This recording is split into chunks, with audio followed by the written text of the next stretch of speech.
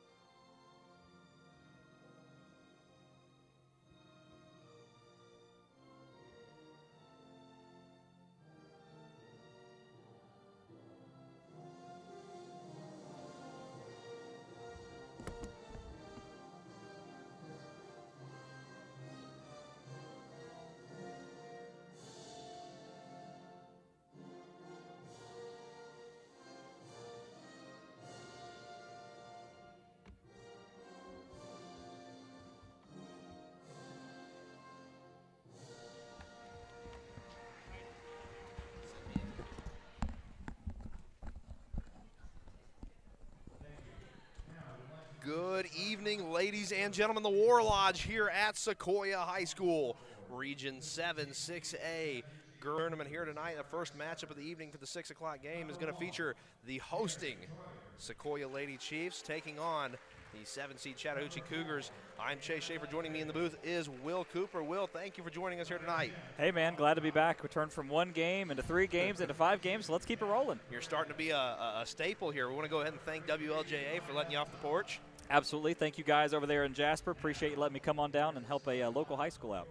So, Will, tail of the tape here before we get started. Sequoyah coming into this game with a 19-5 record, 11-3 in the region, taking on Chattahoochee, 9-16 on the season. And going into region play, they have a 3-11 record. Sequoyah, a little bit of a rocky start this year, Will, as they fell 2-3 to start the first couple games, and then after that they were able to turn that into a 17-2 run down the stretch, including an 11-game win streak at one point. Yeah, when you look at the Sequoyah team, you know, the big thing for them is they're a high-volume shooting team, shooting 40%, 30% from beyond the arc. That's how they like to get in and score. Of course, the offense runs through Blatchford. Second team all-region, that came out, first team all-region for her, so that came out this week as well. So congratulations to her as they get set for the region tournament. As we're getting ready to get underway here, looks like inbounding the ball is going to be Leanna Bebe. We've seen her here once before this year, as Sequoyah was victorious both times they've played Chattahoochee. At Chattahoochee on 1-5, Sequoyah won 51-29, and the second time 51-34 was the score. Taking the ball now in the backcourt is Perez. Perez going to kick this one over to Troyer. Troyer fires up a three-pointer, and that one's no good. Rebound by Sequoyah. Perez really the star for Riverwood. And some contact in the lane, and we're going to get our first free throw attempts of the evening, as they're going to say Deja Rakestraw, the senior, was fouled on her way to the basket. Suppose I should clarify, we're watching Chattahoochee play, not Riverwood. We'll get to Riverwood at 7:30 tonight. They'll be the second game. But she was voted second team all-region, true freshman as well. And the first one is good, so Sequoyah going to start the scoring off for us here tonight, as Deja Rakestraw drops the first of 2 free throws. She comes in averaging 9 points a game and just under 4 rebounds per game as well, so a big part of this Chiefs attack. So Sequoyah going to come out with a little pressure after the second made free throw by Rakestraw. 2-0 early Lady Chiefs lead, and a nice defensive effort there by Aaron Jackson.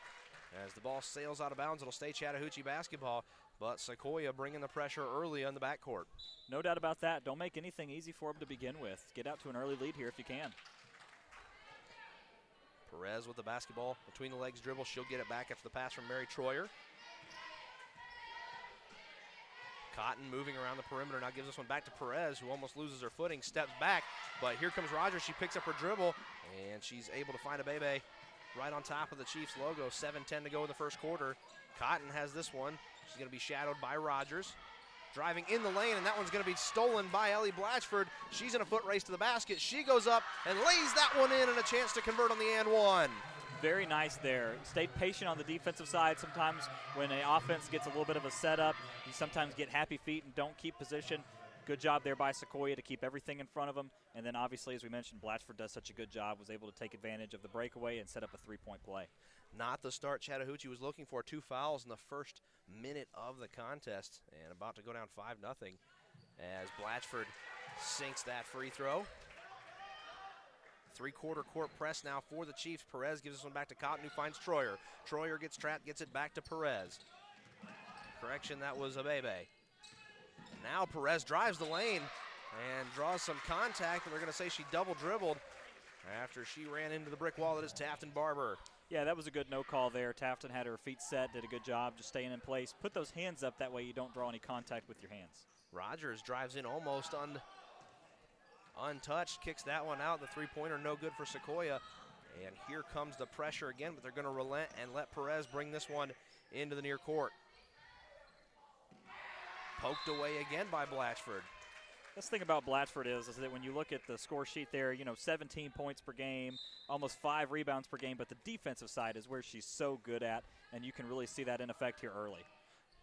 And a three-pointer for Perez finds the bottom of the basket. So Chattahoochee introducing themselves to the party. 6:15 left to go in the first. Score is 5-3. A little trouble controlling the pass, and they're going to say that Aaron Jackson carried the basketball, so a turnover for the Chiefs and a chance for Chattahoochee to tie this one up in the first quarter. Seems like there's a little bit of nerves here in the air. Things are different with the region, tournament obviously, and it seems like both teams just need to settle down here a little bit. And Sequoyah is much more experienced than this young Chattahoochee team is. Abebe blows by Jackson, sends this one out. It makes its way to Troyer, who shoots a three-pointer, and Chattahoochee takes a lead. Wow. So 6-5 here in the first quarter as Sequoyah trailing Chattahoochee by 1 point. Blatchford going to calm the girls down. Chest high dribble. She carries this one across the black line. She picks up her dribble, and she has to get this one over to Rogers. Rogers one-on-one with Cotton, and she's going to drive the lane, pull up, and I think they're going to say that was a floor foul. I believe so. And that one's going to go against Autumn Cotton, the sophomore guard from Chattahoochee. So 3 fouls already for the Chattahoochee Cougars, but still leading Sequoyah by 1 point.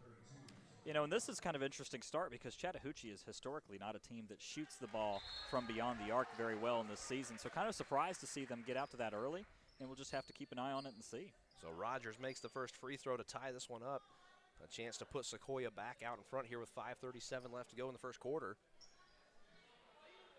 And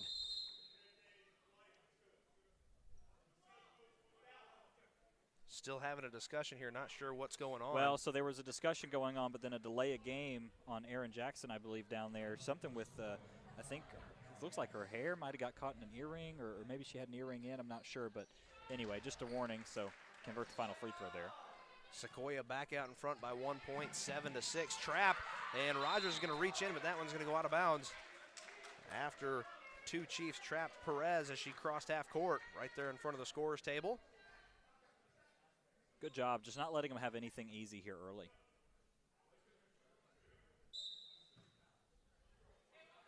Inbound pass finds its way to Perez. The freshman guard with some nifty handles, and she dishes this one back over to Troyer. Troyer loses control of it, but it looks like a pass over to Cotton. Cotton finds a lane she likes, loses control of the ball, and here come the Chiefs. And let's see them try and set up a little bit of an offense here instead of trying to rush to the basket. Open look for Blatchford. She's going to take a head fake and drive that one in. And a shot from about 15 feet out finds the bottom of the basket. And setting up your offense normally involves her, so good job by Sequoyah.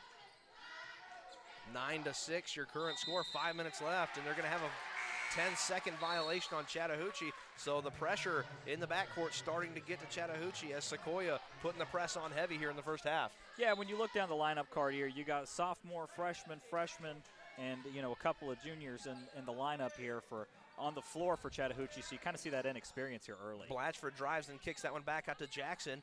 Now around the world to Rogers. Rogers drives in lays up a floater from 12 feet out, and that one's good. And now here come the Chiefs that we're accustomed to, 11-6, 4:37 in the first. Yeah, as you mentioned, Chase, just really what we're used to seeing here. The defense is a little bit different here, but working so far, so keep the pressure on. Nice pass there by Perez as she finds a Bebe. A Bebe drives the lane. It's not there as that one goes off the backboard, and it'll go out of bounds and be Sequoyah basketball. So a good job there of breaking the press by the Chattahoochee Cougars and almost converting that to points. Yeah, and that's something that you're gonna take with it, right? You're not gonna keep everything in front of you, so there's gonna be some times with a quick break like that. But good job by Sequoyah, still keeping pressure on the back. Blatchford again as she lays that one off the backboard, and Sequoyah on a little bit of a run here as they lead 13-6 with 4 to go in the first. Good call there by the official, being able to see that over the shoulder, but we're going to have a meeting here. I thought it was a pretty good angle there from where he saw it. I thought number 22 for Chattahoochee, Perez, was the last one to touch it, but they'll overturn the call and give it over to Chattahoochee. That's what it looked like from our angle, but nevertheless, it will be Chattahoochee basketball. So 4 minutes and 2 seconds left to go, 13-6. Sequoyah on top of Chattahoochee as Juliana Simon makes her way to the scorer's table along with Sailor Davies, and some contact at center court. And I think we're going to get a foul on Blatchford being a little bit too aggressive. No, they're going to call it on Perez. So another foul on Chattahoochee brings them up to 4. And that's a rough foul there on Perez. I mean, there really wasn't a foul on anybody. Just a lot of contact with Blatchford. She did a good job stepping in front of the ball. Once she got her hands on the ball, she's protected by the foul. So there it is. And like you said, 4th foul so far in this game. Davies catches the pass at the wing. Now down in the corner. And a cross-court pass finds its way to Blatchford as it looks like Callie Gaddis has also checked into the ball game for the Chiefs. Rogers takes this one at the wing. Look inside for Davies. Nice pass to Blatchford, and she lays it up and in. Really good pass there by Rogers to the inside and allowing Blatchford to get it there. So good job here early by Sequoyah on the offensive side as well. So it definitely looks like Sequoyah has settled in as they're currently leading 15-6 with 3:19 left to go in the first quarter. Abebe launches a three-pointer. That one has enough mustard on it, and the bank is open for Leanna Abebe. Extended their hours for a Tuesday night, but hey, good three. That's their 3rd three of the game. So 15-9 with 3 left. Rogers head fakes and drives the lane, but loses control of the basketball, and that one will go back the way of Chattahoochee. This game so far has kind of been a back and forth. All 9 points for Chattahoochee have been off their 3-point scoring. And on the other end of that, Sequoyah only has, I don't believe they have any so far in this one. Heavy backcourt pressure as here comes Simon. She pokes that one, and this one's going to be pushed ahead for Blatchford, who's going to make the easy conversion on the layup and put Sequoyah back up by 8 with 2:44 left to go in the first quarter. Yeah, Chattahoochee's going to have to figure out how to get the ball into the offensive side of the court here without giving it away, because Blatchford's eating their lunch on the other side. And it looks like Sequoyah going with a press with some sort of double team on the ball, and they get a jump ball out of that one with the possession arrow in favor of the Chiefs. We say this a lot, but really credit to Coach Yarborough there, being able to find a weak spot in the armor, so to speak, for Chattahoochee, doing a good job. And right now it seems like what they're doing is working, that's for sure. Kick back out to Rogers. Rogers going to send it back over to Simon. Simon looks inside. 3-point shot a little bit too long. Perez going to pick this one up. 3 on 4, and that one's going to go out of bounds as Bree Williams, the junior guard, was unable to hold on to the basketball. Just a tough break so far for Chattahoochee. They've had a few opportunities, just haven't been able to convert on it. But for the most part, it's been Sequoyah being really good on the defensive side. And so far, it's working out very well for the Chiefs. And a 3-pointer for Sequoyah, teases and then goes out, but that one's going to stay Chiefs basketball as it was last touched by Chattahoochee. Amy Singh, the junior wing player, fired that one. That looked like it was going to go in, toilet bowled and popped back out. But Sequoyah going to take the ball underneath the basket. They're trying to score in, and a good defensive effort there, but it's going to be in vain as Mary Troyer couldn't keep it in bounds. But a good job getting a hand on that one on the inbound pass. Yeah, I would like to see Sequoyah try and set up a little bit of an offense here instead of a 3-point shot. Rogers over to Blatchford. Blatchford looking inside. Nice spin move to Singh. Singh goes up with it, and it's in. 19-9, a minute 45 in the first. Yeah, I like that. That'll do. That was a nice pass there by Blatchford to get Singh involved in the offense. Here comes Perez. They're going to trap her at the baseline again. Here comes Simon. They get it back. And a Bebe going to be worked on by Blatchford. Blatchford a little bit too much on the defense that time, and she'll pick up her first foul of the evening. Yeah, and like we mentioned, there's some byproducts of that, and that's going to happen every once in a while, but it's okay. Just kind of backed into Blatchford there, and of course Blatchford moving her feet, she'll draw the foul on that every time. Troyer carries this one over to Cotton. Cotton one-on-one with Simon. Simon going to step back a little bit. Perez, the freshman, going to drive in the lane, and that one almost rolled in. An unfriendly roll. This one with a nice pass to Blatchford by Rogers. She kicks that one out for a three-pointer by Simon. Wow, first three of the game for them, and really good job there on the offensive side to find some opportunity. Simon not known for that three-point shooting ability, but getting involved in the perimeter game here. Sequoyah going to trap at the baseline again, but Cotton wide open on the wing, and she's going to answer right back with a three-pointer of her own. 22-12, under a minute left to go in the first. Very impressive so far early going here. Lots of back and forth, and as luckily a byproduct of the score, 22-12, it's going Sequoia's way. Rogers, double team. Simon gets this one back. She's going to look inside, pops this one out to Davies. Davies, and that one's going to go off the front, but on the putback attempt is Amy Singh, and Sequoyah back in the driver's seat, 24-12 with 30 seconds left to go in the first. Singh really fills in a good role against Barber. Big steal here by Rogers. Rogers going to have to check up, though, and she'll lay that one off the backboard. No good. Blatchford on the putback is no good as well, and here come the Cougars. Believe it or not, that's going to be Chattahoochee's first rebound of the game. Simon a little bit too aggressive on the defensive end, and she'll pick up her first of the evening. So the score 24-12 with 12.3 seconds left to go in the first of what's been a pretty fast quarter here at the War Lodge at Sequoyah High School. Yeah, it really has, and like we mentioned, Sequoiah's been really dominating off the glass, getting all of the rebounds except for that final one there on the defensive side. So, Chattahoochee's got a lot to work on going in here as they're down by double. Trying to get that last shot off as Chattahoochee. Perez fires one up, and it's in at the buzzer.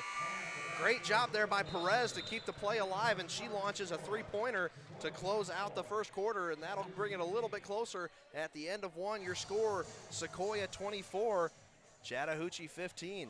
So, Will, a pretty good bit of back and forth here in the opening quarter of this game. Good bit of back and forth, and I tell you, if I had these two cards here in front of me, I would have believed they would have been switched because you got Chattahoochee converting on 5 threes. All of their points have come off three-point shots, not giving anything inside, so credit to Sequoiah's team. And then on the opposite end of that, Sequoiah's only had one, and that was the one we saw towards the end against Simon there. So your leading shooter from there is Jasmine Perez, as we mentioned. Second team all-region as a freshman, really good shooter out there. That last one, I mean, what can you say? Just found a way to get in. So, but for Sequoyah, like you said, keeping everything outside of the arc, you'll live with a few threes, and that's why you're winning the game so far. One of the impressive things about Jasmine Perez, she's only a freshman for Chattahoochee, so 3 more years of her after this. You got to think by the time she gets her senior year, she's going to be quite the basketball player. Yeah, no doubt about that. I mean, that's the thing about, there's a lot of young talent. We talk about it in Cherokee County a lot. Blatchford obviously being a sophomore, just to point out an example on the opposite end of the card. But, man, I tell you, as a freshman, she is really, really good. The only thing I would say is that you kind of see her get rattled early in this game, but she's settled in, done a good job, and committed 2 threes. So see what she can do for the rest of this game. You also have to admire how good she handles the ball. And, Chattahoochee's got her running the offense, as she's the one bringing the ball up the floor and getting the offense set up. Speaking of which, here she comes right now. She's got Rogers playing about 10 feet off of her. She'll dish this one over to Abebe. Abebe now back over to Perez, now back out to Troyer. Troyer going to get the pick set for her, gets this one to Cotton. Cotton with a lane, she's going to check up. Gets this one over to Abebe. Nice head fake, deep three-pointer for Abebe, no good. And this one's going to be rebounded by Aaron Jackson. Good job there by Sequoyah to get the defensive rebound there on the opposite end, see if they can convert it the other way and trying to set up something inside. Blatchford slows it down, finds a player inside, but a little bit too much mustard on the pass, and that one will be a turnover for Sequoyah. Good look there, just a little bit late. If she had seen it earlier, it would have been converted a lot easier, but she had to throw it just a little bit hotter because of the attention that was being paid to Jackson back there. But nonetheless, it's okay for Sequoyah when you do things like this. And Jackson going to make up for it with a beautiful steal off of Perez. She'll get the ball back, fire a three-pointer. Oh, and it goes off the front of the rim. And here comes Perez. She's in a foot race. She streams around Rogers and lays that one up and in. The young freshman doing yeoman's work here tonight, 24-17 with 7 left to go in the half. No doubt about that. That's her 8th point of the game right there. And wow, what a high effort play and a lot of energy back and forth here. Chattahoochee certainly not going into that quiet night. I love that phrase. I do too. It's a good poem. Now back out to Rakestraw. Rakestraw sends this one over to Blatchford. And cross-court pass to Rogers. And a little tie up there, and they're going to call a block on Cotton as she and Rogers got tangled up as Rogers was going to her right.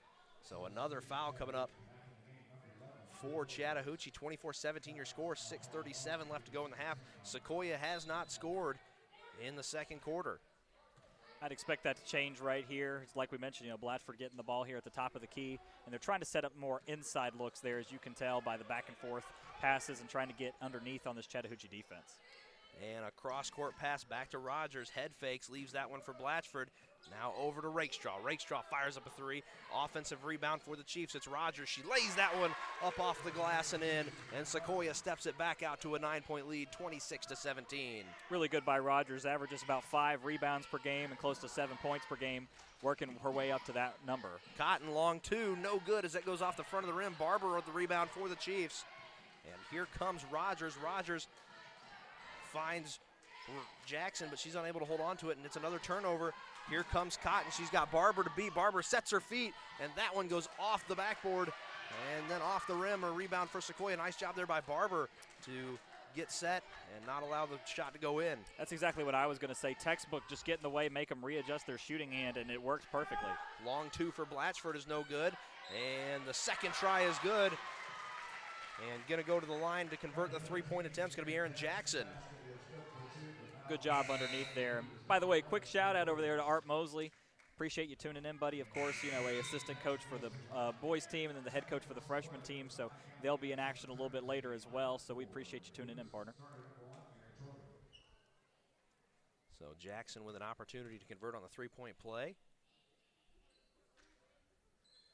And she does, and that makes it 29-17 with 5:30 left to go in the first half. I want to give a shout out to Mike Maia giving us some scores from around the region. Creekview girls just knocked off Johns Creek 43-23.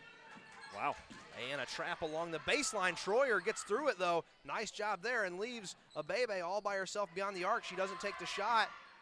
Gives it back to Perez. Perez trap. She's going to drive baseline. Oh, if she makes that shot. Oh, that would have been an incredible finish by Perez, but she's fouled and she'll get 2 free chances at it anyway.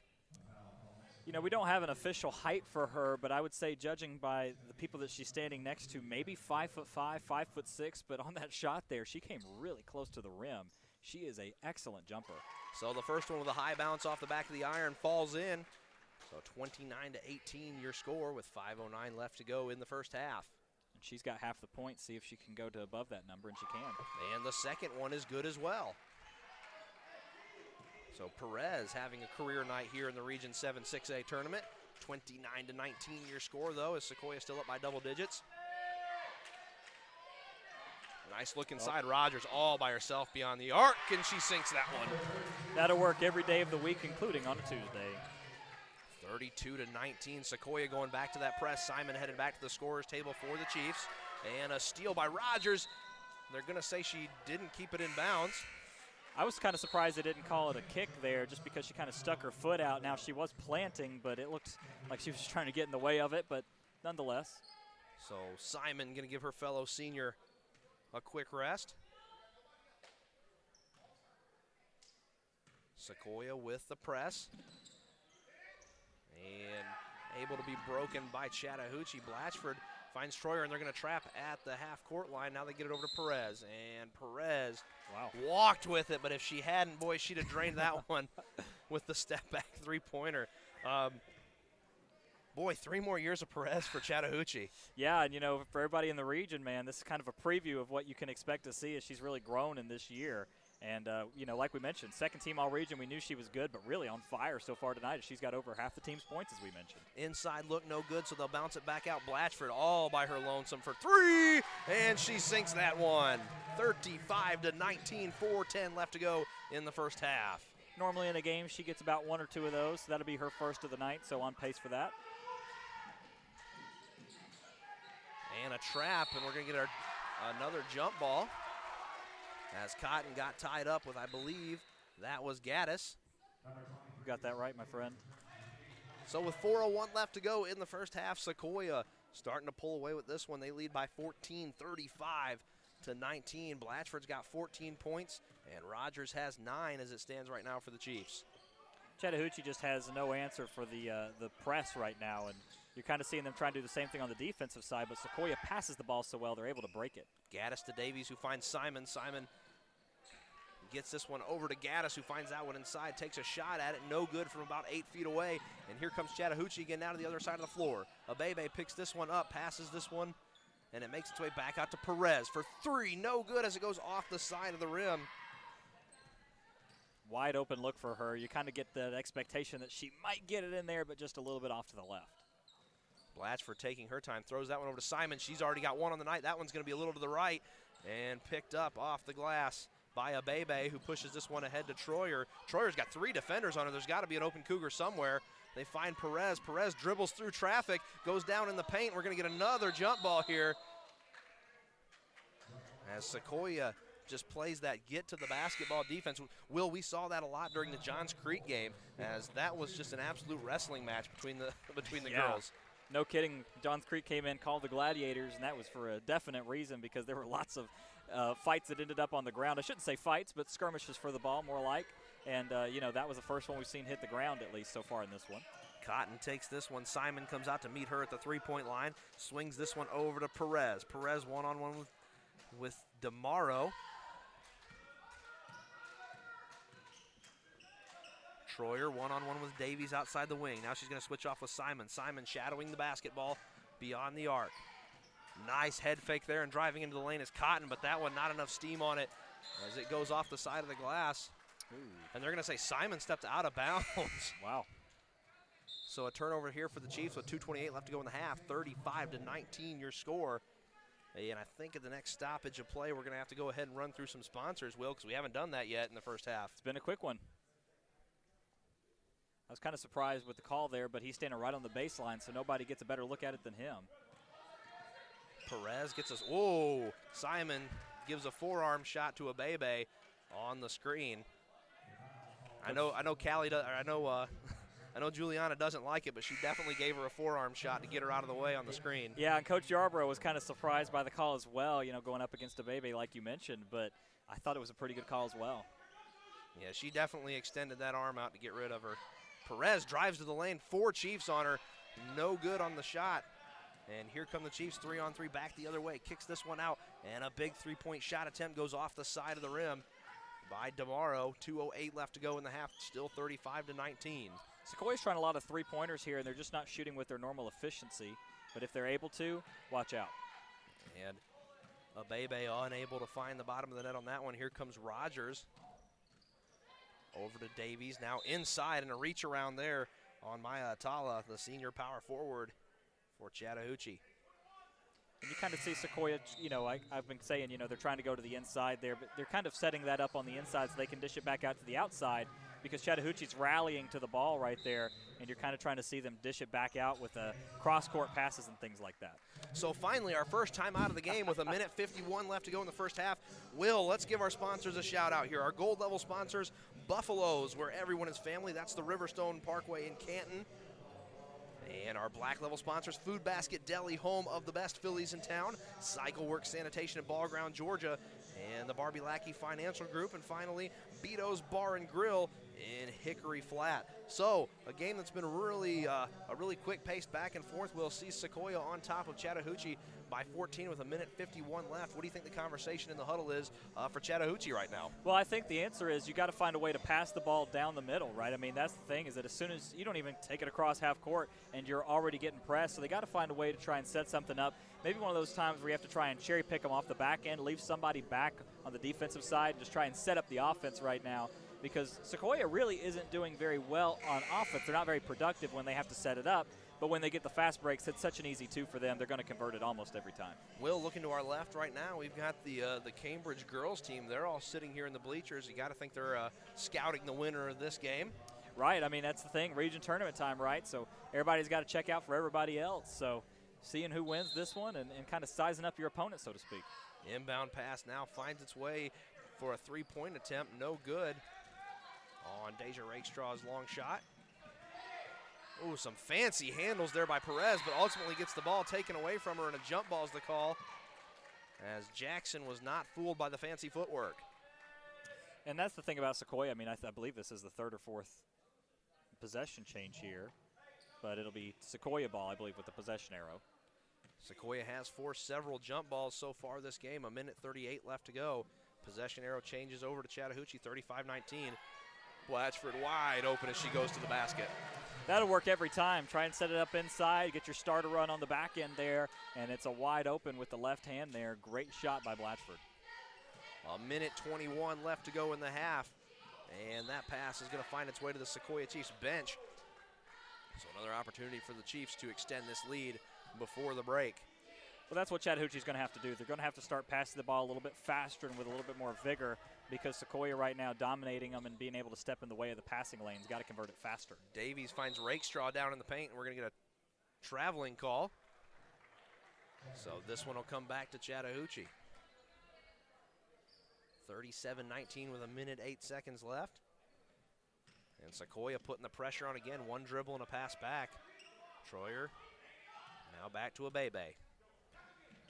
Abebe to Perez. Perez looking for an opening. She's going to drive to the basket. No good on the floater attempt. And here comes Sequoyah again. Singh going to pick the pass up, give this one over to Davies. Davies fires up a three. It's going to be to the right. And that one will be rebounded by Chattahoochee. 45 seconds left to go in the first half. A lot of back and forth here. You can see Chattahoochee unsure of themselves on the offensive side just because of the pressure. They don't set up a play. They just kind of give it off and then quick shot, and then Sequoyah's able to convert on the back end. Will, they're not trying to get inside at all. All five players standing beyond the three-point line. Yeah, that's what I noticed. I mean, all their points up until those couple of shots on the back end from Perez, they've all been threes. Cotton sneaking into the key a little bit. 20 seconds left to go in the half. Perez fires one from the bleachers, and that Holy one cow. finds the bottom of the net. What a shot by Leanna Perez, and we're going to get a 30-second timeout here as Coach Yarbrough wants to talk about it. And it's 37-22, 13.4 showing on the clock. So we're really getting a glimpse of Leanna Perez show here, Will. That's her third three of the night. I mean, you know, you're talking about 13 points, so two-point shots as well. But that's your point there at the end of the play there before the timeout, is that they have been outside. I mean, you know, counting it out here, I've got 6 threes for them. That's 18 points of their 22 points. Obviously, the other two coming from Perez, like we mentioned. You know, and on the other end of that, you know, Sequoyah out of their 37, only 9 of that is from the three-point arc as well. So kind of the tale of, you know, two separate teams and two different philosophies. But I'm very interested to see that Chattahoochee hasn't tried to at least set up something inside and kind of convert one of those higher percentage plays. So as we come out of the break, somebody from Chattahoochee going to have to get involved in the offensive side of the basketball, as Perez has 13 of the team's 22 points. And a pass cross-court finds its way to Blatchford, who fires a deep three of her own. That one is good. 2 seconds left to go in the first half. Desperation heave by Troy are going to fall about 2 or 3 feet short of the rim. So that'll do it here at the end of the first half. Your score from the War Lodge: Sequoyah 40, Chattahoochee 22. So Willa, a big back and forth in the first half, as Perez doing the majority of the scoring for the Chattahoochee Cougars, but Blatchford has 19 of the 40 points for the Chiefs as well. Yeah, you know, and that's kind of what you come to expect. I know that we say this a lot just because we get to see her a lot of nights, but, you know, 2 threes is really the only side of that. But the other thing, too, is she's been to the line a couple times, done a really good job on the defensive side as well, being able to run it off to the other side. And, you know, there's a reason she's first-team all-region, right? So, you know, you look at the score here, 40 points in the first half. This is a team in Sequoyah that averages just over 60. And then on the other end of that, you know, Chattahoochee averages 37.9 points per game, so a little bit higher than what they're normally used to. But the defenses are kind of showing out, as Sequoyah averages allowing 46.5, so they're right on schedule for what they expect. So for Sequoyah, do the exact same thing until they prove they can stop you. Yep, and then, you know, Will, this is also region tournament time, so Sequoyah trying desperately to get that win here, so perhaps higher seeding in the state playoffs and maybe host a home game. Yeah, that's exactly right. I mean, that's the thing about, some of these have decided not to do regions. Some of them have decided to do region tournaments. Obviously, Region 7 6A has decided, so it's one of those things where you just got to kind of, take it as it is. So for Sequoyah, obviously you're sitting second, so you don't want to lose any seeding there, but doing a good job so far in this one, obviously showing that they are a second seed team and they deserve it. Yeah, and we'll see if they're able to pull it off. River Ridge, the first seed and the best team in the region, clearly, as they've had 2 big wins over Sequoyah, and Sequoyah was unable to get over that River Ridge hump. But we're going to have a special guest here for our halftime show as she's making her way to the booth. But Will, thank you so much. We'll see you at the other side of the break. And Colby, come on up here. So we'll get her set up.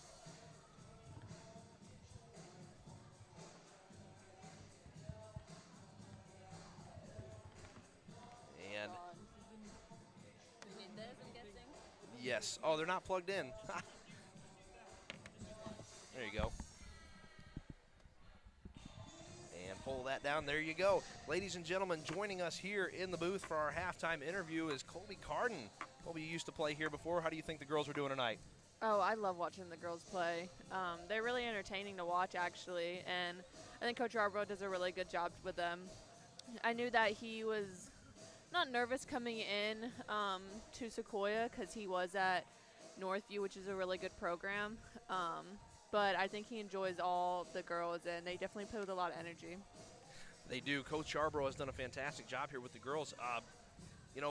One of the things that Sequoyah is really trying to do here is they're going to have to try and get over that River Ridge hump in this region tournament. River Ridge just seemed to have their number this year, but what can they do to overcome that in the region tournament this year? Well, River Ridge is an amazing team, and they've always been an amazing team ever since I played here. I think they just really need to focus and actually listen to Coach Arbro.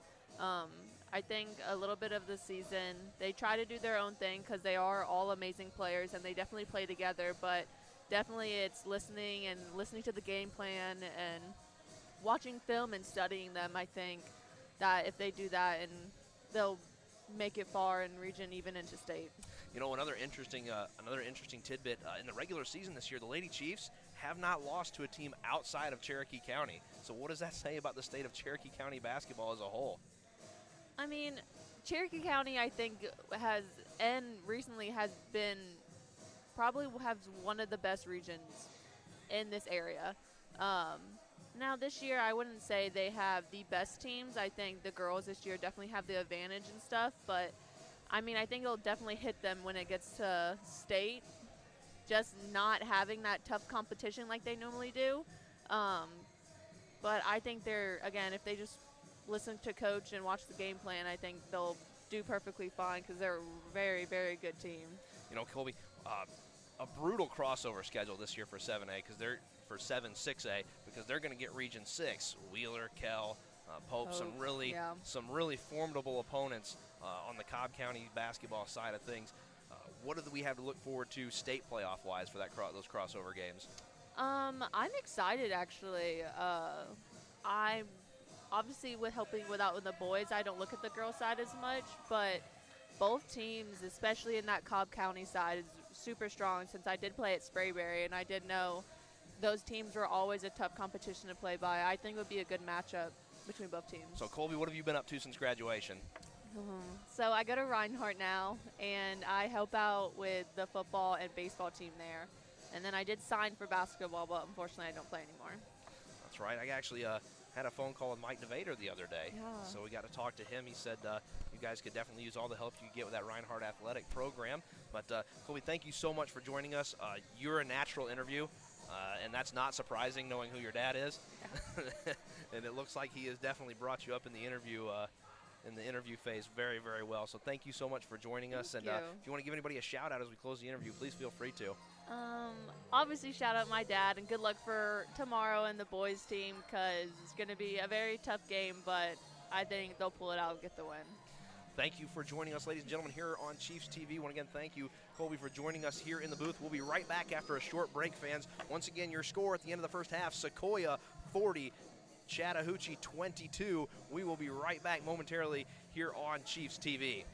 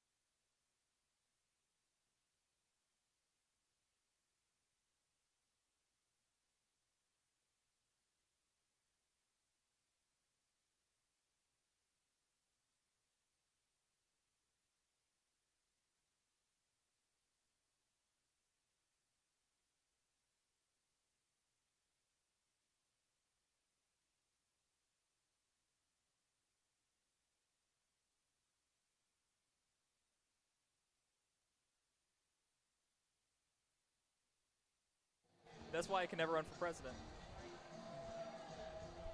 And we're back, ladies and gentlemen, here at the War Lodge at Sequoyah High School for the girls Region 7 6A tournament. Right now, as it stands, Sequoyah on top of Chattahoochee by a score of 40-22. I'm Chase Shaffer. Joining me in the booth is Will Cooper. You may know him as one of the voices on the WLJA Friday Night Football streams. Call me the Golden Boy for some reason. That's right, the Golden Boy.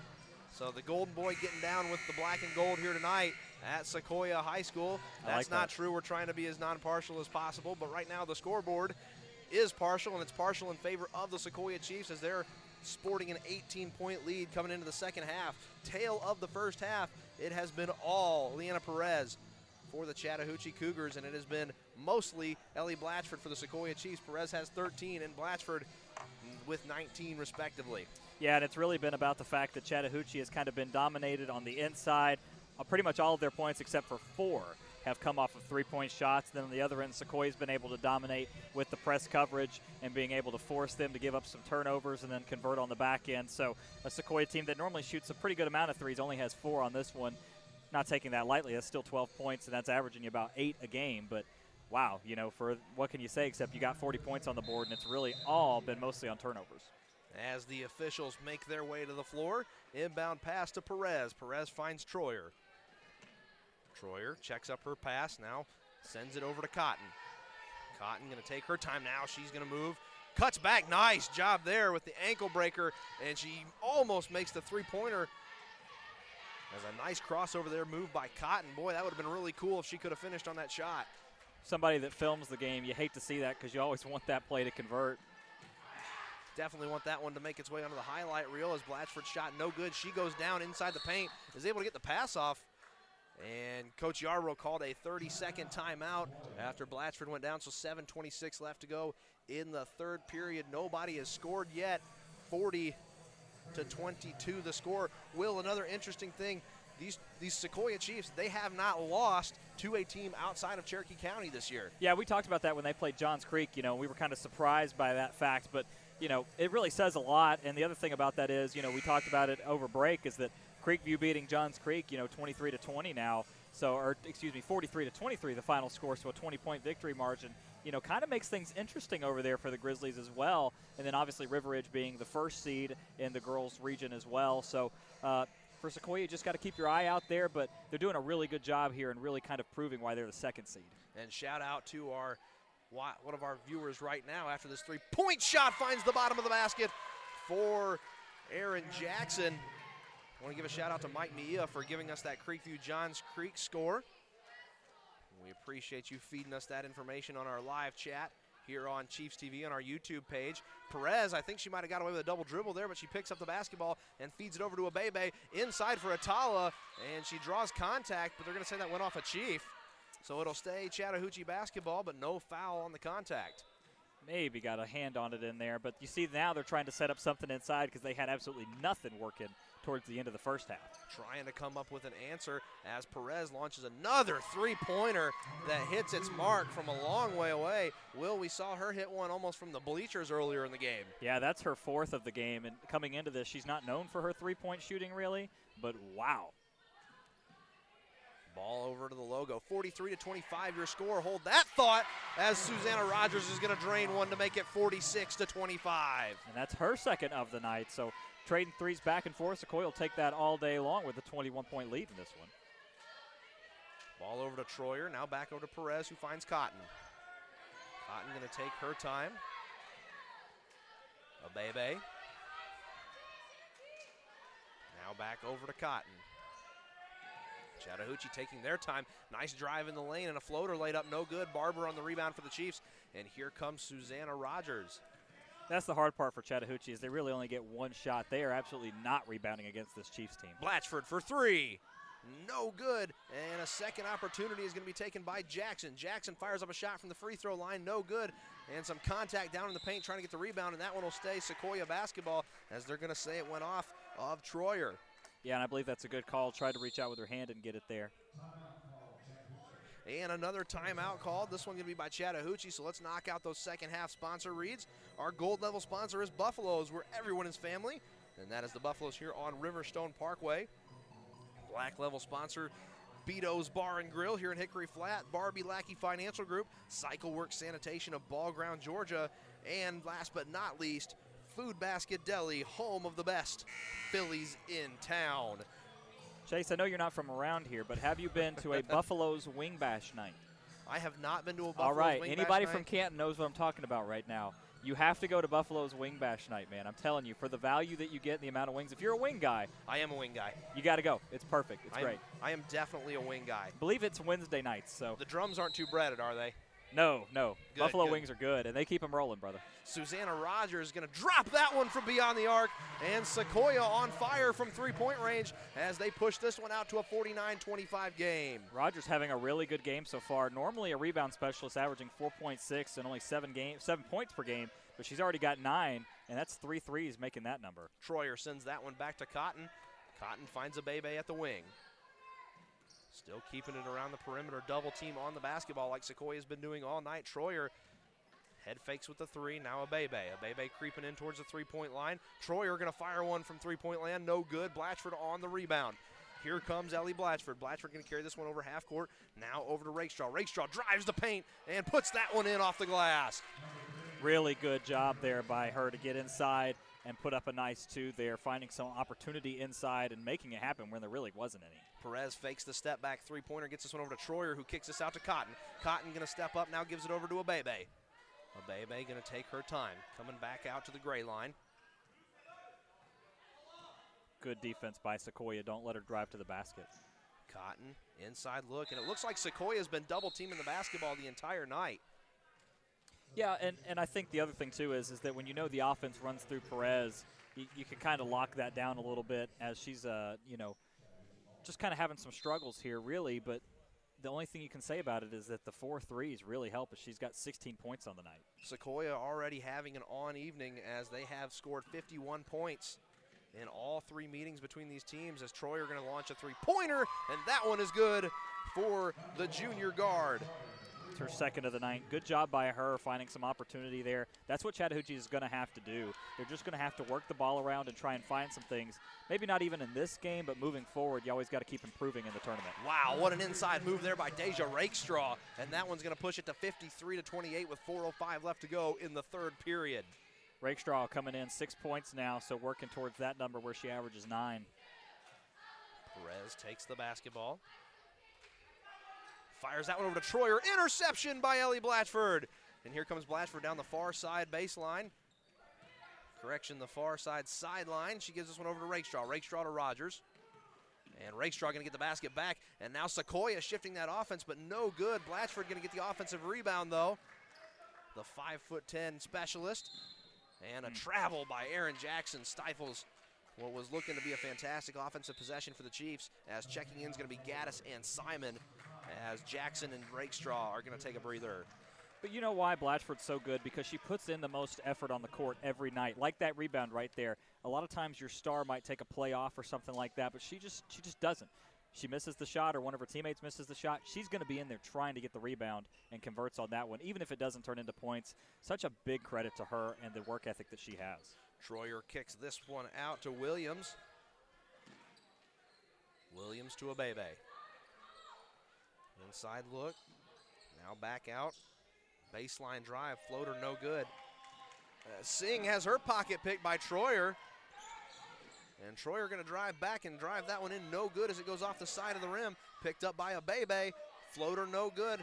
And Singh again loses the basketball on the rebound attempt. So a big possession here coming up for Chattahoochee, but there is Rogers to tie up Williams and force a jump ball. I believe it's actually going to be a foul against Rogers there. Oh, a little bit too aggressive. So yeah, Blatchford going to head to the bench and get a much-deserved break as Davies going to check in for her. So the foul on Sequoyah is their first of the half. And a shot goes in from the corner of the free throw line by Maya Atala, the senior forward for Chattahoochee, and it's 53-30.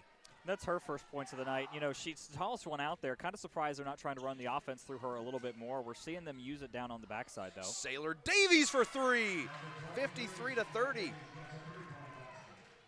56-30 now after the Davies three-pointer. Big corner 3 there by the freshman. Sequoyah starting to shoot a little better here in the second half.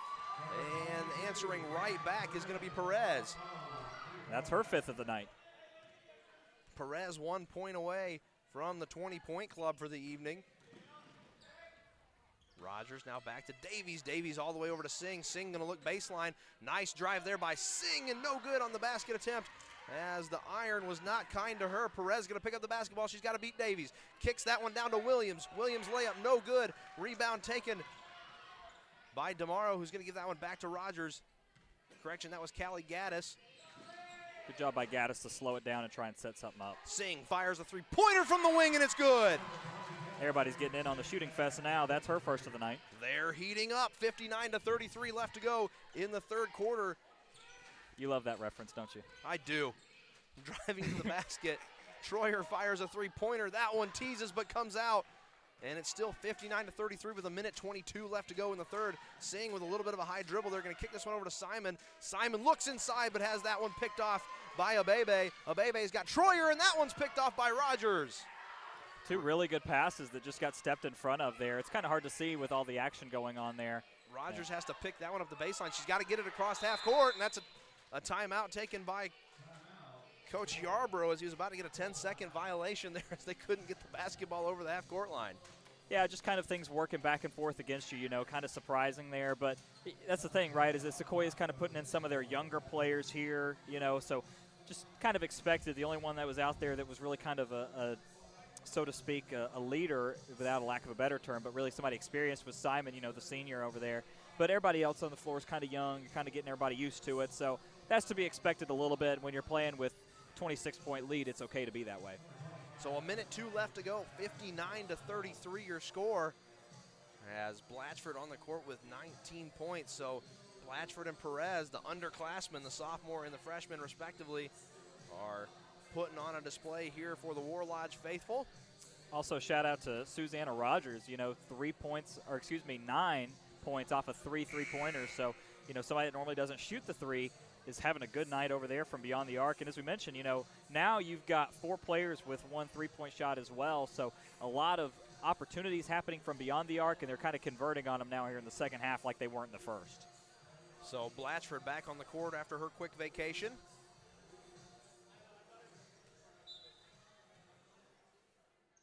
Will, I think another thing that's a key to Blatchford's success is you always see her on social media. A lot of videos of her out there putting in the extra time and effort, as flashing inside is Gaddis, but she gets stuffed on her way to the basket. It'll stay Sequoyah ball, though. Yeah, I think that's the thing about a key athlete, right, is that, you have the season, you have the workout that you're supposed to do, but it's the people that come in before, during, and after and do the extra work, the extra runs, all the things like that. And she seems to love the work like she loves the game. And that one is going to be Chattahoochee basketball, so some good defense there by the Cougars, as Blatchford was unable to find a connection on the inbound pass. And with 1 minute left to go, 51 seconds left to go in the third, it'll be Chattahoochee ball. This is a good job by Chattahoochee as well, trying to find a little bit of rhythm here and take something into the fourth quarter to try and give themselves a chance. Let's see what the call is here. Are they going to get Davies on a foul? I don't know. Yes, they are.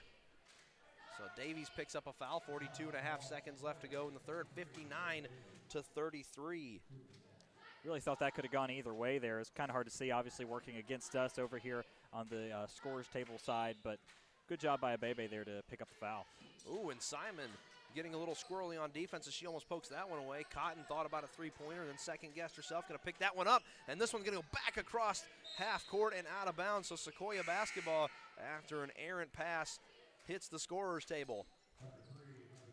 Chattahoochee just not on the same page right now. Can't find any cohesion on offense, and really in transition they're kind of getting beat by Sequoyah here. They were doing a good job for the majority of the third quarter at least, but so far towards the end here it's kind of slipping away from them. 25 seconds left to go. Davies going to try and find Blatchford. It's not there. Nice job there by Atala to step in front of that one. She gets it over to Troyer. That was the design play there. Wasn't really an outlet for her to go anywhere else, but they had 3 people covering Blatchford there on one. You just kind of know what they're going to do. And Chattahoochee going to hold the ball for the last shot. 5 seconds left. Give this one over to Cotton. Cotton back to Bebe, who launches a long three-pointer, no good, and that'll do it for the third quarter here from the War Lodge at Sequoyah High School, where your score is 59-33 in favor of the Chiefs here at the Region 7 6A tournament. Man, I tell you, if Bebe had made that three, I mean, might have been time to just go ahead and pack it up and go on home because she was well beyond the arc. But, you know, like we mentioned, Sequoyah doing such a good job on the defensive side right here, only allowing 33 points. That's 11 points per quarter. I mean, what else can you say? Sequoyah, keep doing what you're doing. Obviously, keep building on it moving forward as well. And, Will, coming into this game, the last three contests, Sequoyah has a combined 203 points. So that offense really starting to find its stride here at the right time. That's your obscure stat for the day there? That is my obscure stat for the day. I actually just kind of added it up real quick. Yeah, you're exactly right about that, especially when you consider, you know, that on the season they average about 60 points per game, so you're talking about getting well above that mark. So good job by Sequoyah here. I mean, you know, only one more point until they hit their average for the season, so they're going to continue that trend of scoring above that. And getting hot at the right time is really the big deal for them, as the three-point shots have come alive here in the second half, at least so far in this one, but also doing a good job inside the paint like they were in the first half. Absolutely, Will. You know, the last with the exception of the last game, the previous two games, the Sequoyah Lady Chiefs were able to score over 70 points. So if they can cross the 70-point threshold here tonight, it'll be the third time in 4 games that the offense has been firing on all cylinders. But we'll see if they can do it. They've got 11 points to get there and 8 minutes to do it, as they are on top of Chattahoochee 59-33 as we get underway here in the fourth quarter. Starters back in. Barber gets tied up and goes down to the floor, gives this one to Blatchford. Blatchford finds an outlet, and Rogers from the wing for three. It's her fourth of the night. Wow. 62-33 as Sequoyah sinks the first shot of the fourth quarter. Cotton going to look to answer. Nice move inside, but Barber closes that space up. And Abebe has to chase the ball down all the way back out to the volleyball lines. Atala going to fire a long two-pointer, and that one clanks off the iron, going to be picked up by Sequoyah. Nice effort there by Rogers to keep it in. Jackson going to take a long two from the SHS logo, and that one falls to make it 64-33. Now Sequoyah's getting everything they're doing to fall in, and that's exactly what you want in the fourth quarter. Stay hot and can transition to the next one. And the shot no good, too much on the backboard. Barber picks that one up and leaves it for Blatchford, who razzle-dazzles a little bit as she crosses half court. That's Barber's third rebound, right where she averages. Rakestraw going to drive in, no good, and Jackson gets tied up in the paint, and Perez going to pick up the basketball. Perez looking to do it herself, finds Cotton. Cotton got a clean look at a three-pointer, yes! After some pinballing off the iron and the backboard, it finally falls, so that'll make it 64-36 with 6:40 left to go in this Region 7 6A tournament game. A lot of English there, but finally fell in for her second of the night. Rakestraw going to take her time beyond the arc. And casually tosses this one over to Blatchford.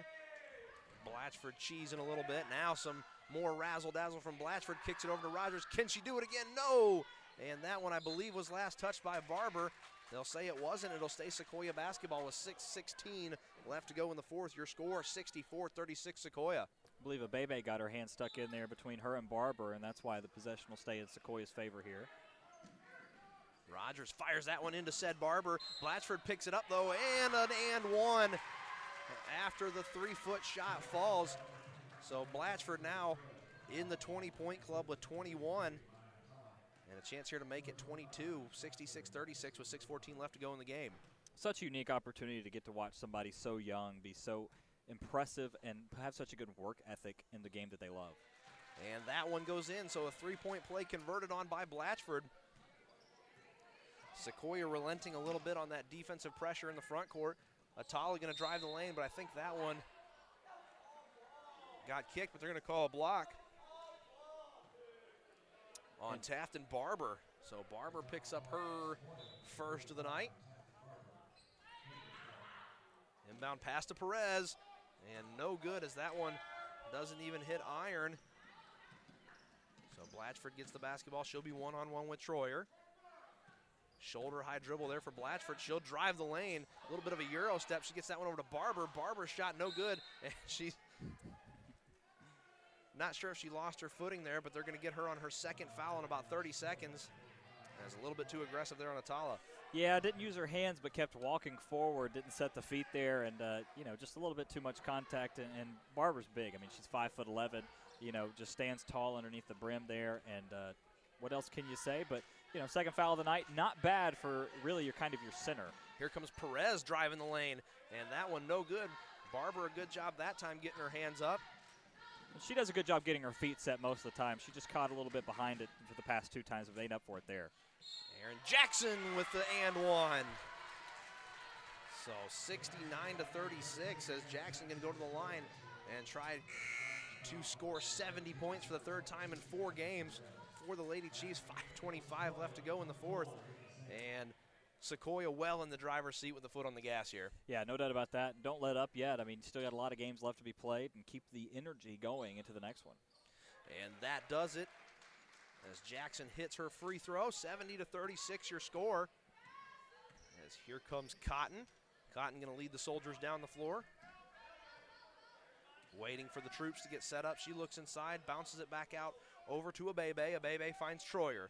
Troyer now finds Atala. Atala gets left alone. She finds Cotton over on the wing. Cotton going to drive baseline and goes up and lays that one in as it gets the friendly roll off the iron. Chattahoochee trying something a little different, running the offense through Cotton instead of through Perez, trying to get her open. But Sequoyah's doing such a good job defensively, they can't give her any opportunity. So Cotton's kind of have to try to make everything work. Cotton and Rogers, nice pass inside to Blatchford, who has to dribble around Atala. Not there. Rogers going to have to chase that one, and she gets there before it goes back past half court. 4:41 left to go in the 4th. Deja Rakestraw drives in, lays that one off the backboard and in to make it 72-38. Now she's catching a little bit of fire, her 8th point of the game. 3 Chiefs on the floor in double digits right now. Cotton going to fire a 3-pointer, and that one gets swatted away by Deja Rakestraw. Hey, if you can do it on the offensive side, show me you can do it on the defensive side, and she surely does, as she'll check out of the game. We heard that hand slap the ball all the way from up here, Will. No doubt about that. Very loud, but that's what you have to do on defense there. Make sure it gets out of bounds. Don't get anybody a second-hand chance. Cotton looking for Troyer. Blatchford was there. Troyer going to drive the lane now, and I'm not so sure. And she did. Rogers going to pick up a foul as she hacks Troyer on the way to the basket. Be her 2nd of the night, but, you know, really impressed so far with Sequoyah, as we mentioned. You know, you mentioned the Johns Creek game where they had to play really physical against Johns Creek, and, you know, basketball is not one of those where you think about physicality as kind of one of the key elements. But Sequoyah does a good job kind of matching that energy with every game that they've played so far towards the end of the season. Troyer's first free throw going to bounce off the front of the rim. Second one too long this time as it goes off the back, and that one's going to go out of bounds. No, a foul on Amy Singh. Over the back there.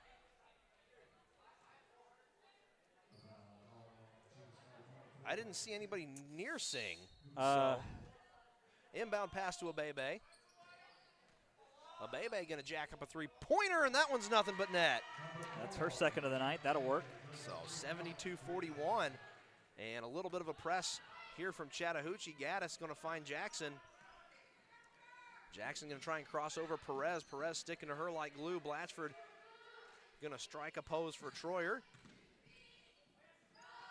Rogers tried to cut back there as Cotton is draped all over her. Basket drive to the basket is no good, and we'll get a jump ball as Atala came down with the rebound. So Davies going to check in for Blatchford, and with 3:48 left to go, up by 31, got to wonder how much more of her we're going to see tonight. Yeah, kind of get into the mode there where you're getting some younger people some chances here and give your seniors a chance to shine if they're not normally starters here. So, I mean, up by 31, you know, just take your time from now on out, and unless something crazy happens, you should be good. See if Perez can break that 20-point barrier here tonight. Cotton going to dribble to the top of the key. Gives it to Perez. Perez with a deep 3-pointer. That one goes off the front of the rim, and Gaddis there to rebound the ball for the Chiefs. Perez has such a good-looking shot, though, on the step back. It's just textbook. And, man, sometimes they don't fall, but they look good. Gaddis swings this one over to Simon. Simon, the senior, looks inside, pitches it out to Davies, who finds Rogers. Rogers getting worked on by Cotton, and Cotton is all over her, and she's going to pick up a foul. 72-41, your score still with 3:11 left to go in the ballgame. Yeah, seeing those foul totals add up over there for the Chattahoochee side now a little bit, as you've got a couple with threes, and that's Cotton, as you mentioned, just picked up the floor foul there, and then Perez also has 3. So Simon gets the inbound pass. She's going to take her time. Now she pitches it over to Davies, who finds Singh. Singh pitches that one down low to DeMauro, now out to Gaddis. Gaddis looks inside, now pitches it back outside to Simon.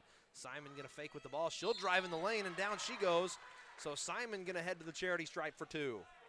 Hard fall there, kind of might have fell on her hand a little bit funny as she's kind of shaking it off there, but good drive to the basket there, and kind of slows down the game a little bit. And I think for Sequoyah, they're willing to take that. And like we mentioned, got some younger folks in, get them used to the floor. Simon, one of 2 seniors on this Sequoyah squad, drains her first free throw. The other one going to be Deja Rakestraw, but the majority of the Lady Chiefs going to be back next year. Yeah, and that's a dangerous outlook for the rest of the region and the county, because this is a really good team. Sometimes haven't been able to find it, like you mentioned, kind of a slow start to the season, but playing like this, they are one of the best teams, not only in the county and the region, but in the state. Simon sinks the second one. That makes it 74-41. Cotton fires a three-pointer. Looked like it was going to get a friendly roll there for a second, but falls off the side of the rim. Davies going to take her time, getting worked on by Bebe, and she shuffled that pivot foot just a little bit. And we're going to get a timeout here with 2:34 left to go in the 4th and final frame of this Region 7 6A tournament game between Sequoyah and Chattahoochee. Your current score 74-41. Will, the highest point total between both of these teams has been 51 by Sequoyah and 34 by Chattahoochee. Yeah. Back on January 1st, Sequoyah won 51-29, and then back on January 29th, Sequoyah won again 51-34. So both teams outperforming the previous 2 performances, but Sequoyah well ahead here, up by 33 with 2.5 minutes left to go. Yeah, and surprisingly for Chattahoochee fans, they're actually outdoing what they normally do with their points per game. They normally average about 38. They're sitting at 41, so there you go. The difference is they normally average about 43 points allowed per game. Obviously, that 74 number is a very crooked number on that side. But Sequoyah, just a little bit ahead of their offensive production, as we mentioned, averages 60 points per game. You mentioned they've totaled close to 200 over their last 3 games, and they average giving up 46.5. And with 41, they're going to be right at that mark. So for Sequoyah, kind of an average game with a plus average on the offensive side, really kind of given by the defense and the ability to turn the ball over in transition. Inbound pass to Cotton. Sequoyah going to come out with Simon, Davies, Gaddis, DeMauro, and Singh. And a shot from the free throw line. No good as that one goes off the rim. It'll be Sequoyah basketball. Davies picks it up and makes sure the official gets it. Go ahead, Will. Something I wish they would have tried a little bit earlier is that Atala there on the inside. I wish they would have tried to go to her a little bit more, because it certainly seems like that she could be a big part of the offense, but just didn't try it in the first half. Singh takes the ball in the low post. That one swatted away by Atala. Here comes Perez, one-on-one with Simon. And that one, I can't believe she didn't get a call on that one. Maybe she got all ball, but the second chance is put back by Atala. So some excellent defense there by Simon, and Simon almost with a costly error on the inbound, but Davies is there to clean it up for her. Yeah, brought up Atala, and she proved it there with the block, and then on the back end there being able to recover where Perez failed and put up another 2. So good job by her, only her 4th point of the game, but still. Feels like she's had a bigger second half than that as Simon tries to drive the basket. And a foul coming up against Perez. That's her 4th, so kind of wonder at what point do you take her out of the game here. I know obviously you've got a few to play with, but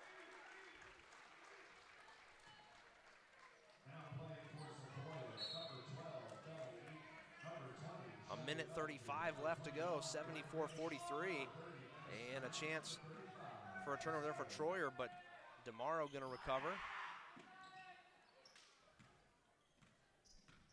That is not DeMauro. 3-point attempt, no good. I believe that's Reagan listed on my roster, number 21. That's correct. Brooke Reagan, freshman. Long 3-pointer by Abebe is good. Wow. So Chattahoochee still throwing them up with a minute left to go. 74-46 your score. And coming across the court's going to be Bella Eden. Yeah, 36 points out of Chattahoochee's 46 have come from the 3-point arc. And Troyer able to steal that one, loses it for a second. Abebe going to look inside, drives baseline. Now this pass goes back out to Troyer, who has that one poked away, but she's able to get it out to Cotton for 3 points. And that's another one good for Chattahoochee. So Chattahoochee turning on the Jets here with 30 seconds left to go, and they're going to put the press on. Why not? Sequoyah does a really good job of breaking it there. 26 seconds left in the game. Perez with the interception. She's going to take this one to the basket and give it over to a Bebe. Almost laid that one in. Second attempt, no good, but Perez going to get fouled with 16 seconds left to go in the fourth. As Chattahoochee still trails 74-49. Yeah, you know, we were talking about Chattahoochee's inability to find anything inside. Even on the fast breaks, they can't convert the inside shot. It's so interesting to see. It's almost like they're, quote-unquote, seeing ghosts or kind of feeling them coming down the pipeline there, you know, because you've got Perez with 5 threes. You got Cotton with 3 threes. You got a Bebe with 3 threes, and then Troyer with 2. And it's 39 points out of your 49. Perez no good on the first one. And no good on the second one, but a Bebe with a big offensive rebound. 12 seconds left to go. Cotton has this one, kicks it back over to a Bebe. 8 seconds left and losing control of the basketball. And that one heads out of bounds, so it'll be Sequoyah basketball with 4.4 seconds left in the game. A valiant effort here by Chattahoochee tonight, but they're going to fall short in their bid to pull off the upset here in the Region 7 6A tournament. Sequoyah going to let time expire. So that'll do it here from the War Lodge for the first game of 2 here tonight. Your final score, Sequoyah 74, Chattahoochee 49. Will, Chattahoochee just didn't have the firepower tonight. Yeah, they didn't. I mean, that's the thing, is that you can live off the 3 sometimes, but not normally. And Chattahoochee there, like we mentioned, 39 points from beyond the arc, but when you only have 10 points to supplement that on the backside, it just doesn't work. Good job by Sequoyah staying out of foul trouble, making them try and convert things, but just wasn't able to find any success on the inside. You know, at the back end of the season, tonight's probably going to be the last time that we see Chattahoochee this season, but a valiant effort, a lot to look forward to. You know, they've got a lot of underclassmen, too. The only senior that I have listed, there's 2 seniors listed on their roster, and that's Atala and Abebe, but you've got Troyer, who's got another year. Williams, we saw a little bit of her tonight. Perez, she's only a freshman, but a lot to look forward to here for Coach Withright going into next season. Yeah, especially Cotton there. You know, you mentioned Atala. She's obviously graduating. She's a senior, but, you know, Hillard as well as a center that will kind of take place, I believe, of Atala. But, yeah, looking forward to seeing Chattahoochee over the next few years. But a big win here for the Sequoyah Chiefs tonight. They're going to survive and advance. We will see them in action Friday night, not here on Chiefs TV, but you will see them probably in person at River Ridge High School, pending the River Ridge victory tonight over at their barn. But your final score here from the War Lodge, Sequoyah victorious in Region 7 6A tournament play by a score of 74-49. I'm Chase Shaffer. Joining me is Will Cooper. We're going to take a quick break, and we'll be right back for the start of the Cambridge-Riverwood game. That one will be starting at 7:30, so please join us for that one. Once again, thank you for joining us here on Chiefs TV, and we will be right back after a short break.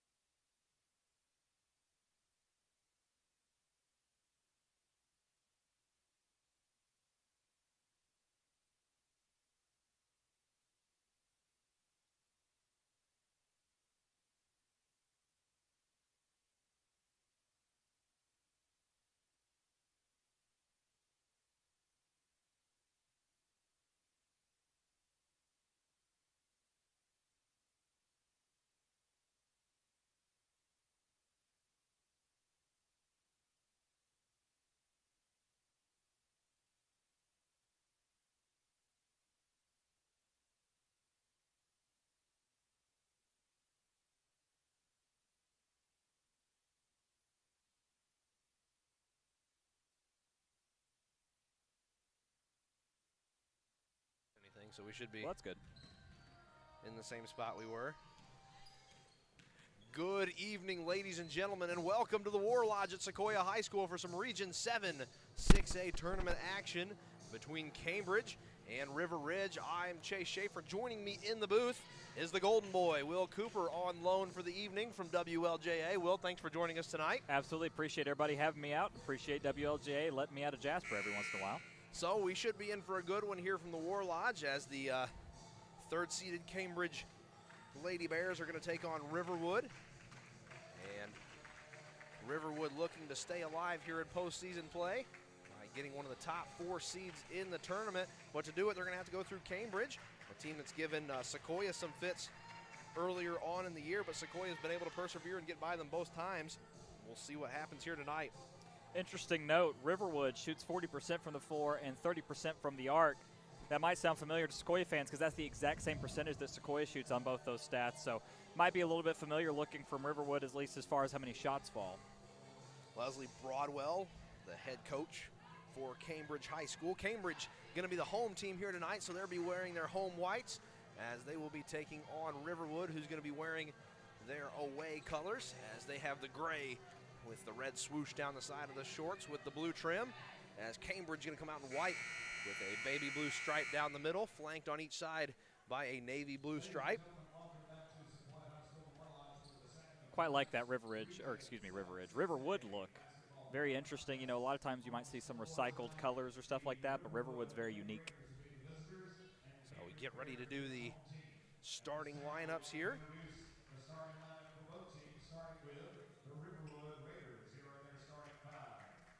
Starting 5 for Riverwood going to look like this. Jasmine Green, the junior guard. Amara Carter going to get the nod as well, the junior forward. Jayla Green, first senior coming off the bench for the starting lineup. And freshman Hannah McConnell going to come out as well. So 2 freshmen starting is Lizzie McGrath, the freshman guard, going to come off the bench as well and kick this one off for Riverwood. So the youth movement here for Riverwood High School. Yeah, a lot of young talents being on display tonight. Tepner going to get the nod, the senior guard. Dudley also for Cambridge going to get the start. Co-Francesco. And Barrett going to round out the starting 5 is going to be Sydney Granby. So junior, sophomore, senior, junior, sophomore, and senior. Whoa, we messed that up. That's not right, math. Senior, sophomore, senior, sophomore, junior. So a little bit more of an experienced ball club for Cambridge. Interesting note on Cambridge, they have 2 first-team all-region players in Jordan Dudley as well as Co-Francesco. So you're talking about a lot of talent on this Cambridge team, but also a good mix there as Co-Francesco is a senior and Dudley is only a sophomore. As we get this one underway, ball's going to be inbounded to Green. Now a nice three-pointer from the wing goes off the rim, and that one was last touched by Cambridge's Lizzie McGrath.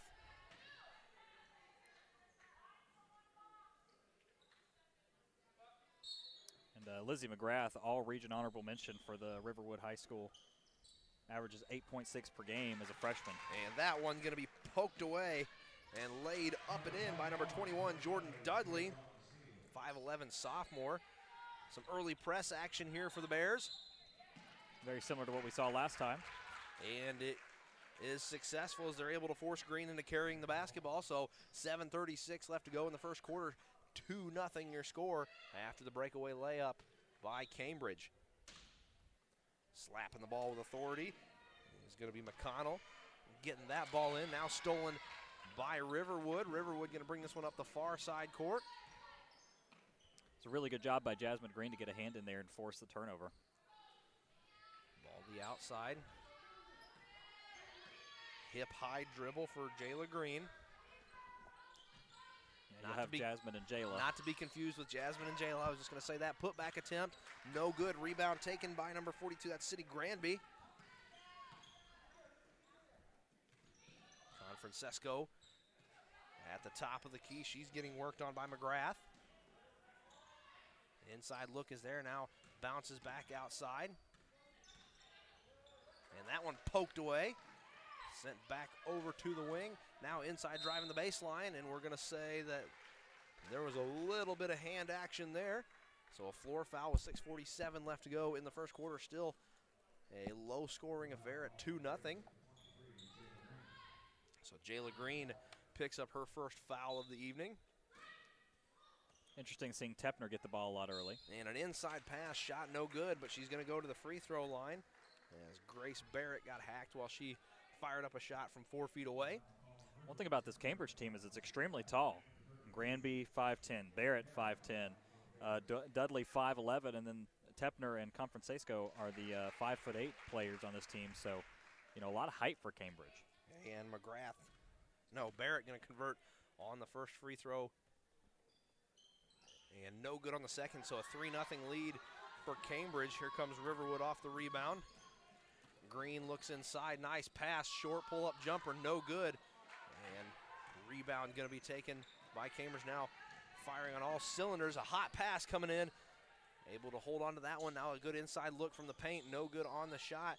Offensive rebound, nope, scrambled for and gotten by Riverwood.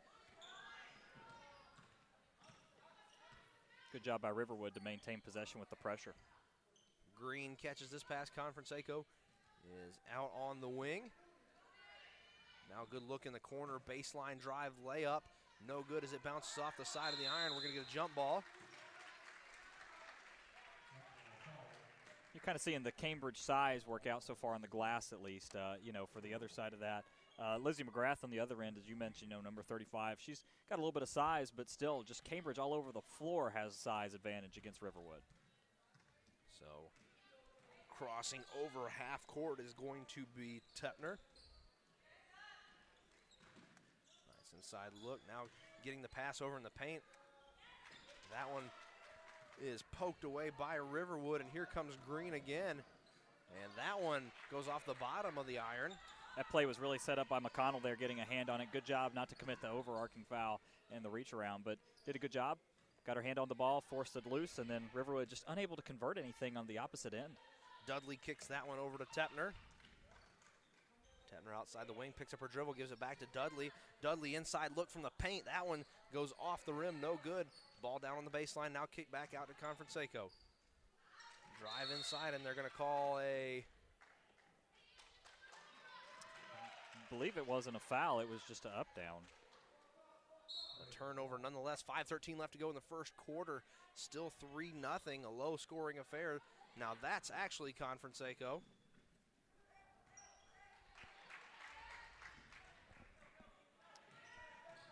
And ball coming back. Jordan Dudley going to lay that one up. Second chance, no good, but going to the free throw line is going to be Grace Barrett. And that's, I believe, the second foul for Riverwood in this one. It might be the third. Kind of surprised, you know, there's a lot of good, it's going to be their third. So one on, you've got Jayla Green with one, Hannah McConnell and Lizzie McGrath with, McConnell and McGrath are going to be your inside players. Not surprising on that front, as you'll have Devin White check into the game. So Confrancesco misses the first free throw. That was her that got fouled.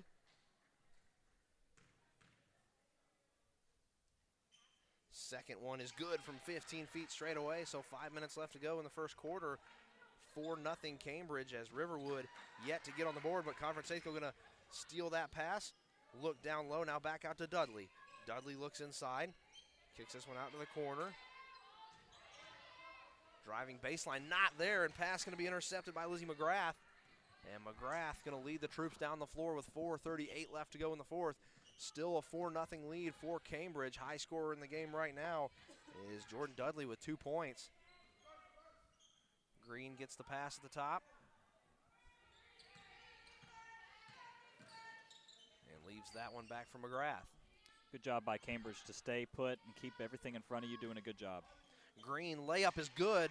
Nothing but net, and welcome to the party, Riverwood, as it is now 4-2 with 4:10 left to go in the first. No defense for that. The spin move, the spin cycle, and finish it off with a nice two-pointer. That'll work every day of the week. Tepner going to go to her left, picks up her dribble, feeds Dudley. Dudley, nice find down low off the board, and in for number 33, Barrett. 6-2 lead. Press here almost works, but I think they're going to get under the arm there, it looks like will be the call. I think they're going to get Barrett on that one. Yeah.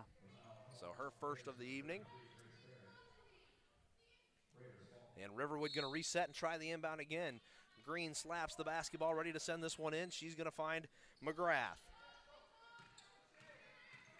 Look for them to get McConnell involved here down low. She averages about 8 points along with McGrath. Those two are really going to need to help the scoring pick up here. McGrath sends this one to the low post, and no good on the shot as the bank was not open. And we're going to get a foul coming up as it looked like Granby got tied up with one of the Riverwood players. So 3:34 left to go in the first quarter, 6-2. Will, a little bit change of pace from the first game we saw here tonight as Sequoyah hung 74 points on Chattahoochee in the first game of the evening. This one a little slower here. Yeah, a lot of different techniques here, but you know, you're kind of seeing Cambridge mirror what Sequoyah did to Chattahoochee, except you got Riverwood kind of keeping their own here on the defensive side. And ball loose in the paint, going to be picked up by Cambridge. Dudley going to get the pass off the floor from Conferencesco. And she's going to drive into the paint and get fouled. So Dudley going to go back to the free throw line with 3:07 left to go in the first quarter. 6-2 Cambridge lead. The other thing about this game is that there's been a lot of fouls here early. I mean, that's your sixth foul of, your sixth of the game. I mean, 5 against Riverwood and only 1 against Cambridge, but still, I mean, we're not even, 3 minutes left, just over 3 minutes left here in the first quarter. A lot of contact here early, so I have to keep an eye on some foul trouble here as they're going to rotate some people in, including Taylor Goodman Jr. will sub in, and it looks like for their leading scorer, Jayla Green, who averages 10.8 points per game and 26 minutes a game. So high volume and as well as a good shooter. And the sophomore Lewis going to check in for Cambridge as Dudley misses both free throws, so it stays a 6-2 game. McGrath has this one at the wing. She's getting worked on by Conferencesco, but we're going to get a 30-second timeout here with 2:59 left to go in the first.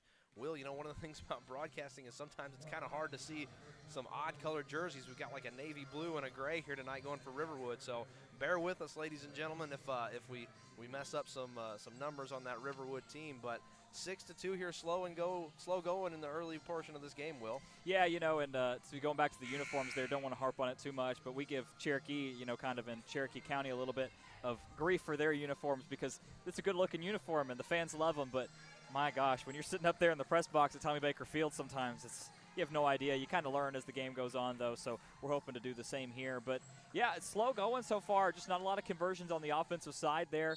5 fouls for Riverwood. Definitely going to have to work on that because that will not sustain you for the rest of this game. Goldman going to send that one into Green. Green one-on-one with Lewis. Over to McGrath. McGrath picks up her dribble. She's in trouble. Here comes Green to her rescue. Green going to direct some of her players out to the wing to clear the lane, and we're going to get a whistle.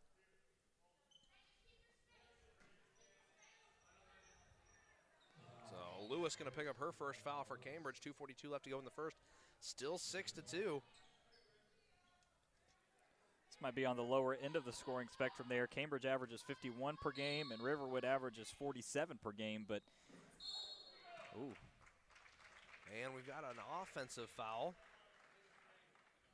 as it looked like Dudley got tripped up, didn't see the offending Riverwood player. Yeah, heard it though. Hard fall there, and you know, as we mentioned, Dudley 5'11", tall. A lot of reach for Cambridge. And that's the 6th foul, so the next one's going to send Cambridge to the line. Yeah. Lewis, oh wow, good defense there. And McGrath going to drive the length of the court and lay that one up and in off the backboard. 6-4, 2:25 left to go. Kind of feels like the bubble just burst. Maybe that gets the scoring going here because we've kind of been holding our breath this whole time. And, you know, maybe Riverwood able to convert a little bit here. Cambridge able to turn up the heat as well. Cambridge having some trouble with this stifling Riverwood defense as Hannah McConnell forces a jump ball. The tall freshman getting in there and disrupting the offensive scheme for Cambridge. Kind of giving Cambridge a taste of their own medicine. Cambridge was trying the press to begin with, and it worked, but they've gone away from it and kind of gone a little bit more safe and straight up. You know, Riverwood trying it the other way. We're seeing success with that tonight, so keep an eye on that for future plans for these high school girls teams. Goldman now back out to McGrath. McGrath at the top of the key. Goldman trying to set a screen for her. It's not there. She backs out and heads down to the corner. Green at the top of the key with the basketball, and yeah. And the referee called it out. It was a good call as well. You got McGrath there on the arm extension, kind of put up the elbow there against Confrancesco. McGrath gave the official a little bit of cheese, and he gave it right back. They both knew what happened. So Cambridge basketball. Lewis drives this one and hands it off to Dudley, who's going to drive the paint. Nice move to put it in, and a three-point opportunity for Dudley with a beautiful finish off the backboard with 1:37 left to go in the first quarter. Yeah, Dudley, one of those pairs that's in the first-team, all-team region for 7-6A. Easy to see why here early. Very athletic there, driving to the basket, see if she can convert the three-point play. So a little bit of confusion. Little administrative things to take care of here on the court. We've got that sorted out. 1:37 left to go. One shot here for Dudley to complete the three-point play. And it bounces once, no good. Riverwood going to pick up the rebound, but not without a little bit of physicality. McGrath finds McConnell. McGrath now to Green. Riverwood needs to set up something a little bit different. Everybody's standing outside of the key, almost like waiting for something to happen here. 1:14 left to go, and picking up the basketball. And Confrancesco swarmed on it immediately. Shot no good. It teases a little bit. Second chance no good. Frenzy for the basketball down low. McConnell picks it up. Now back up to the top for Green. Correction, that was Goldman. Really good job by Carter down there, number 11 for Riverwood, kind of getting back in and fighting for the rebound over Ella Lewis for Cambridge. Green pitches that one back out to McGrath. McGrath to Goldman. Now back out to Green. 37 seconds left to go. McGrath gets the ball back. Dudley comes out to the logo to meet her. Cambridge not giving any space. Oh, and a pass intended for McConnell. She wasn't ready for it, and Dudley streaks down the court and lays that one in off the backboard. And we have broken the double-digit barrier, 10-4 with 18 seconds left to go in the first quarter. Cambridge heavy press. Goldman has to put that basketball down and dribble it. Now poked away, and down goes Goldman. And Dudley going to pick up a foul here with 10.1 seconds left to go in the first quarter. Lots of fouls. That's the 11th foul of the first quarter, Chase. I know it's 8 against Riverwood, but 3 as well for Cambridge. Just kind of a sloppy start here. Not a lot of conversions. The passes haven't been too clean. Really the only thing that you can say that's gone the way of any team is Dudley on the back end for Cambridge has gone really well. Dudley with the majority of the points, and I think 6 of those came off a fast break, but a layup is good for Green. And that'll do it for the first quarter here from the War Lodge in Region 7 6A tournament play. Your score at the end of one is Cambridge 10 and Riverwood 6. Boy, Will, I bet I bet these teams are happy that at the end of each quarter the bonus resets. Yeah, I mean, you know, like we were talking about, I mean, that's 11 fouls. I mean, that's just a ton, you know, and at some point for the opposite end of that, you're going to have to start thinking about, is there going to be kind of a, you know, foul trouble? I mean, there has to be at some point, right? So, you know, we'll keep track of that up here as they'll reset the bonus, as you mentioned, at the end of each quarter. But kind of have to worry about some of your star players getting takeout here late. Now, with the board being up there, it doesn't look like it's too big of a deal with Jasmine Green, Amara Carter, you know, Jayla Green as well. You know, only 1 foul each. The only one with 2 is Lizzie McGrath. And then on the other end there, you've got Ella Lewis with 1, and then you've got Grace Barrett with 1. Now, that doesn't include the players for Riverwood that are taking a breather here due to some of the extenuating foul trouble. But, you know, with that being said, let's see if they can kind of clean it up here a little bit. And good job by Riverwood staying in it and kind of giving Cambridge a taste of their own medicine with some press coverage on the back end there. Seems to be working so far in these early going Region 7 6A girls games. Seeding very important. Cambridge, if they can pull off a couple of big wins here in the tournament, would be able to host some home basketball games in those state playoff tournament. But got to get by Riverwood here, a 4-point game as we enter the second quarter. 10-6 Cambridge driving to the basket. Now pitches this one back out to the top of the key. Head fake, drives in, and a long pass is going to go out of bounds, and that's a turnover as Barrett was unable to find Tepner. So no press this time. Cambridge going to let Riverwood bring this one across the logo. Give and go there, and that one is going to be foul. Is going to be a foul for Green. She'll go to the free throw line. 7:38 left to go. You know, Chase, we got a chance to talk down there to Coach Ellis, you know, and he told us that Renee Al-Nabi is out. She's a senior guard for this Riverwood team. Kind of makes you wonder if maybe they're missing a little bit of her guidance. You know, not necessarily the points or the rebound production, but sometimes that senior leadership really helps. Well, they're still hanging in tough here, only trailing by 3 with an opportunity for Green to pull them to within 2 here in the early part of the second quarter. And from 15 feet straight away, that one's going to be good for Green. So a 2-point game here from the War Lodge, 10-8 with 7:35 left to go in the first half. Tepner's pass almost picked off. Nice inside look. Dudley went up, but it wasn't there. Some contact in the low post. Now back up to Tepner. Tepner going to pass this one back, but it's no good, and it's going to go out of bounds as she intended that one for Cofrancesco. And Riverwood will take the basketball right in front of their own bench. Heads up play by McGrath to not try and reach out and grab that ball. If you can't be sure that you're going to grab it and convert a pass, just let it go out of bounds and set it up.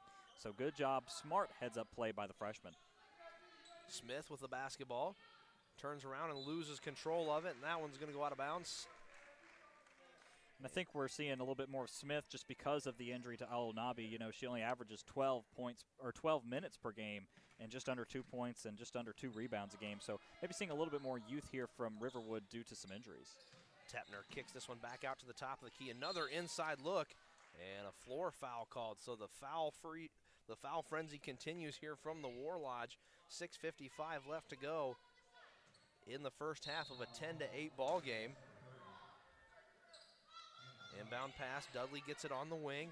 Three-pointer from the corner, no good as that one gently brushes the net, and Riverwood going to take the ball the opposite way. They're moving with a sense of urgency as Green drives into the paint. She goes down, no call. Wow. So they're going to let them play through that one.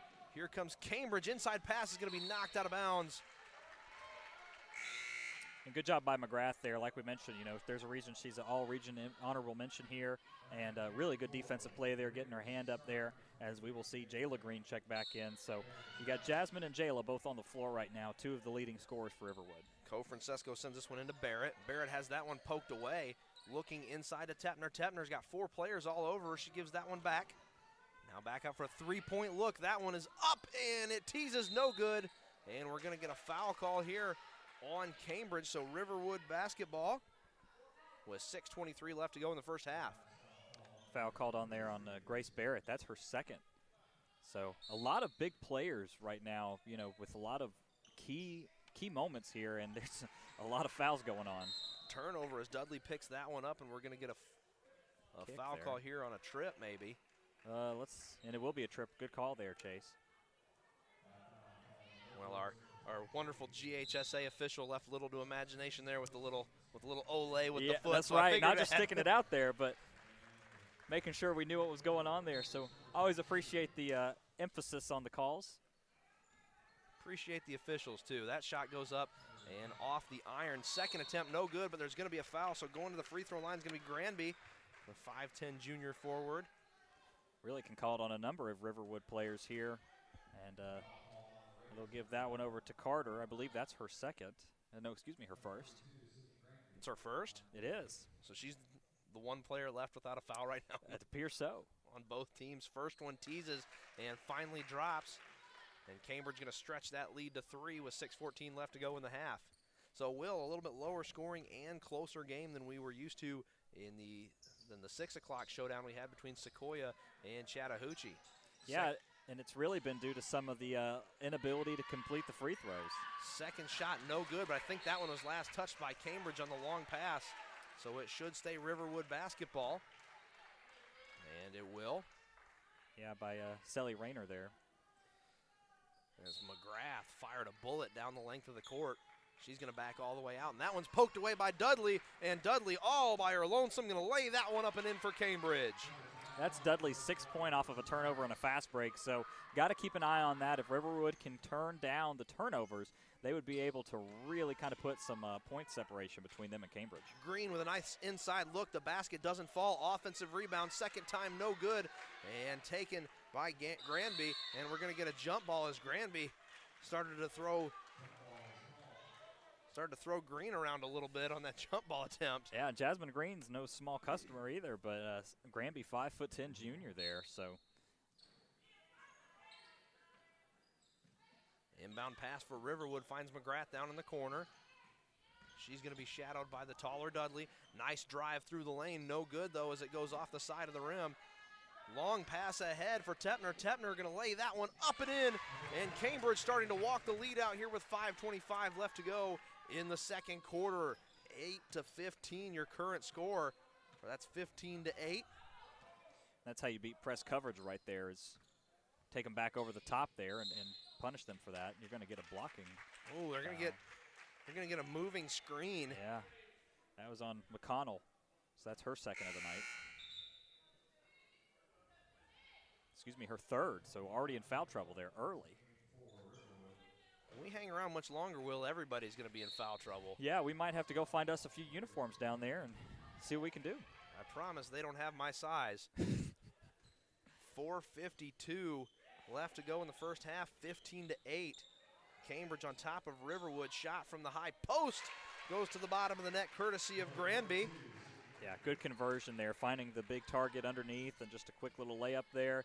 And Cambridge really starting to get the little things right here. You know, there are the third seeds, so you kind of expect them to put things together and doing a good job after a rough start here against Riverwood.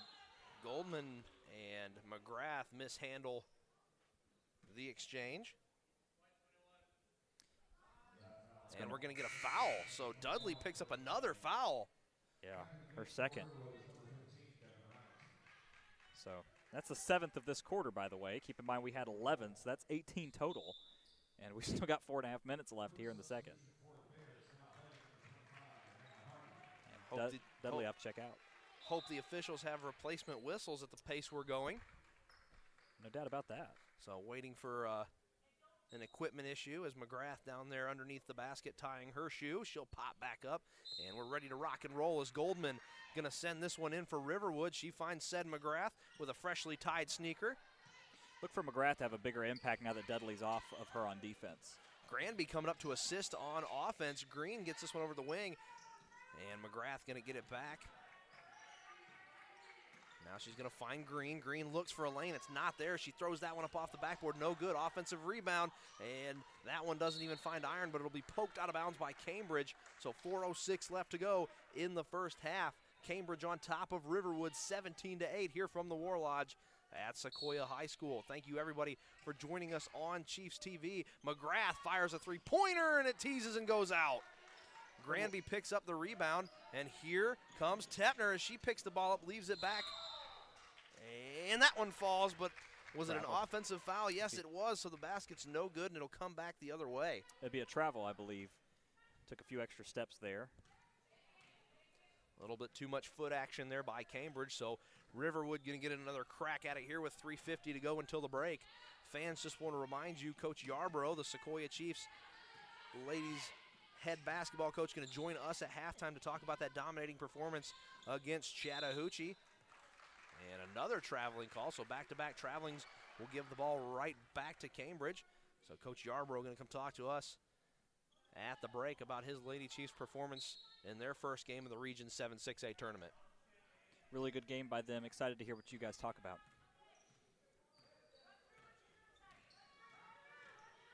Tepner picks up her dribble. Now she's in trouble as Green's going to pick her pocket and gets that one away from her. It didn't look like either one of them wanted to give it up. Long pass. Can McGrath get there? She can't, and she's going to leave it back, and it falls right into the arms of Co-Francesco.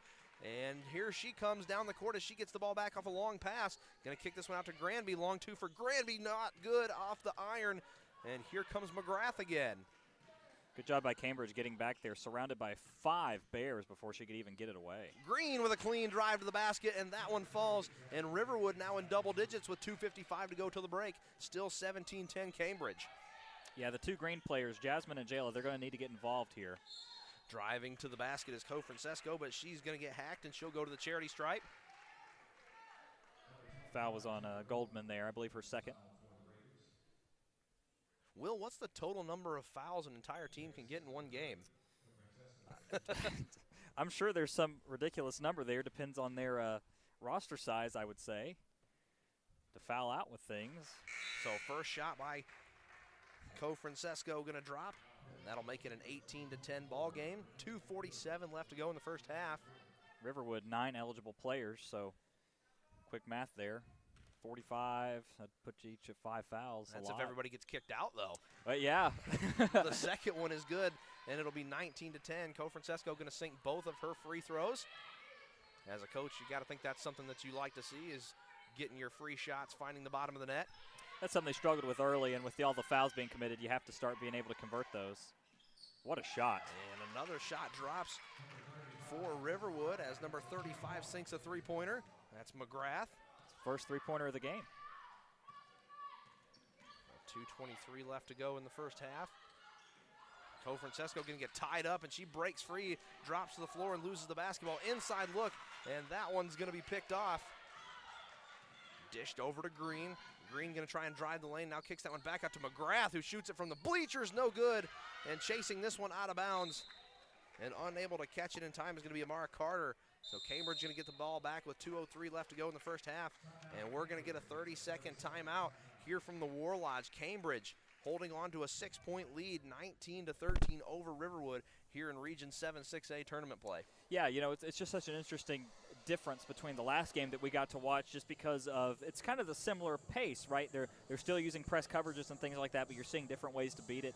For Cambridge, you know, it's kind of like, seems like a game of tug of war almost, where Cambridge took it away there and was really kind of advancing the lead, and then that three from McGrath really kind of pulls it back Riverwood's way to back within 6. So going to be interesting to see here. I think for Riverwood, convert the little things right, turn down the fouls just a little bit, because my goodness, I mean, you're already at 13 in this one, and I mean, there's no way you can win doing that, especially if Cambridge starts converting on those free throws. And close to the bonus here already with 2 minutes left to go here in the second. That'd be the second straight quarter they'd hit the bonus. Good thing they reset every quarter, not every half. But in a low-scoring game like this, you definitely don't want to keep sending your opponent to take a free shot at the basketball, or a free shot at the basket.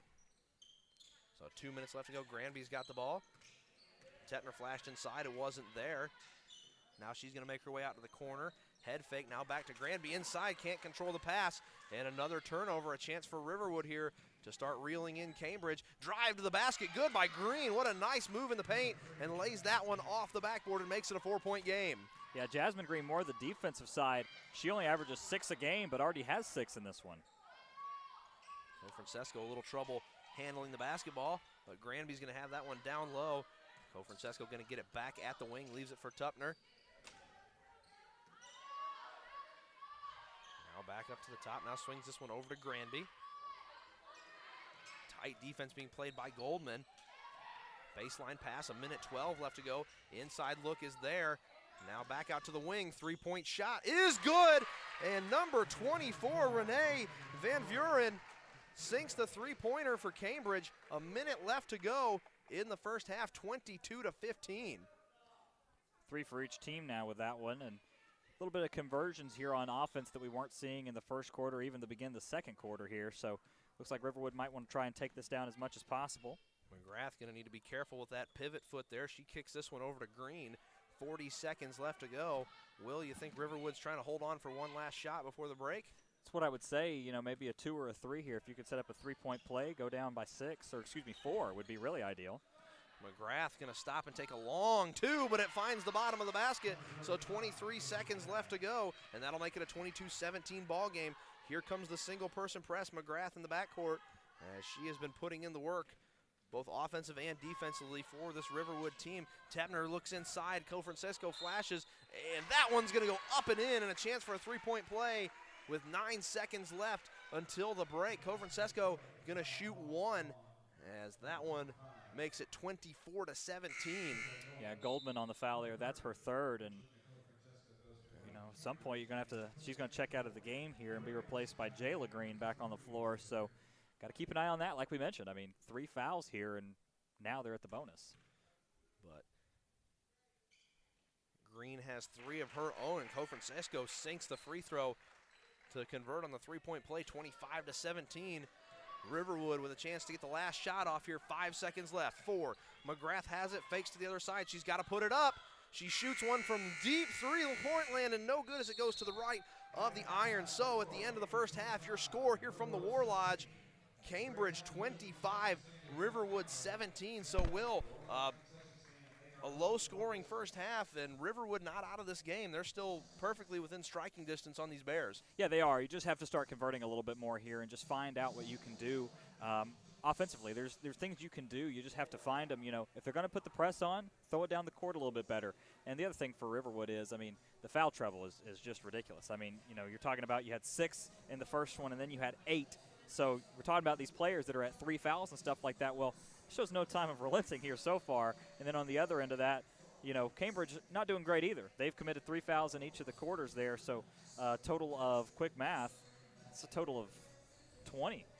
So, I mean, just no way you can win doing that. That's a lot of fouls. That's a lot of fouls in one half. That is a lot of fouls. But, ladies and gentlemen, we want to thank all of you joining us here on Chiefs TV. If you're a Cambridge or Riverwood fan, this is something that we try to do for the majority of the Sequoyah basketball home games. And we figured since we were here tonight doing the 6 o'clock Chiefs game that Will and I would hang around for a little bit and call this Riverwood and Cambridge basketball game. Your score at halftime, 25-17, Cambridge on top of Riverwood, but Cambridge not out of the woods just yet.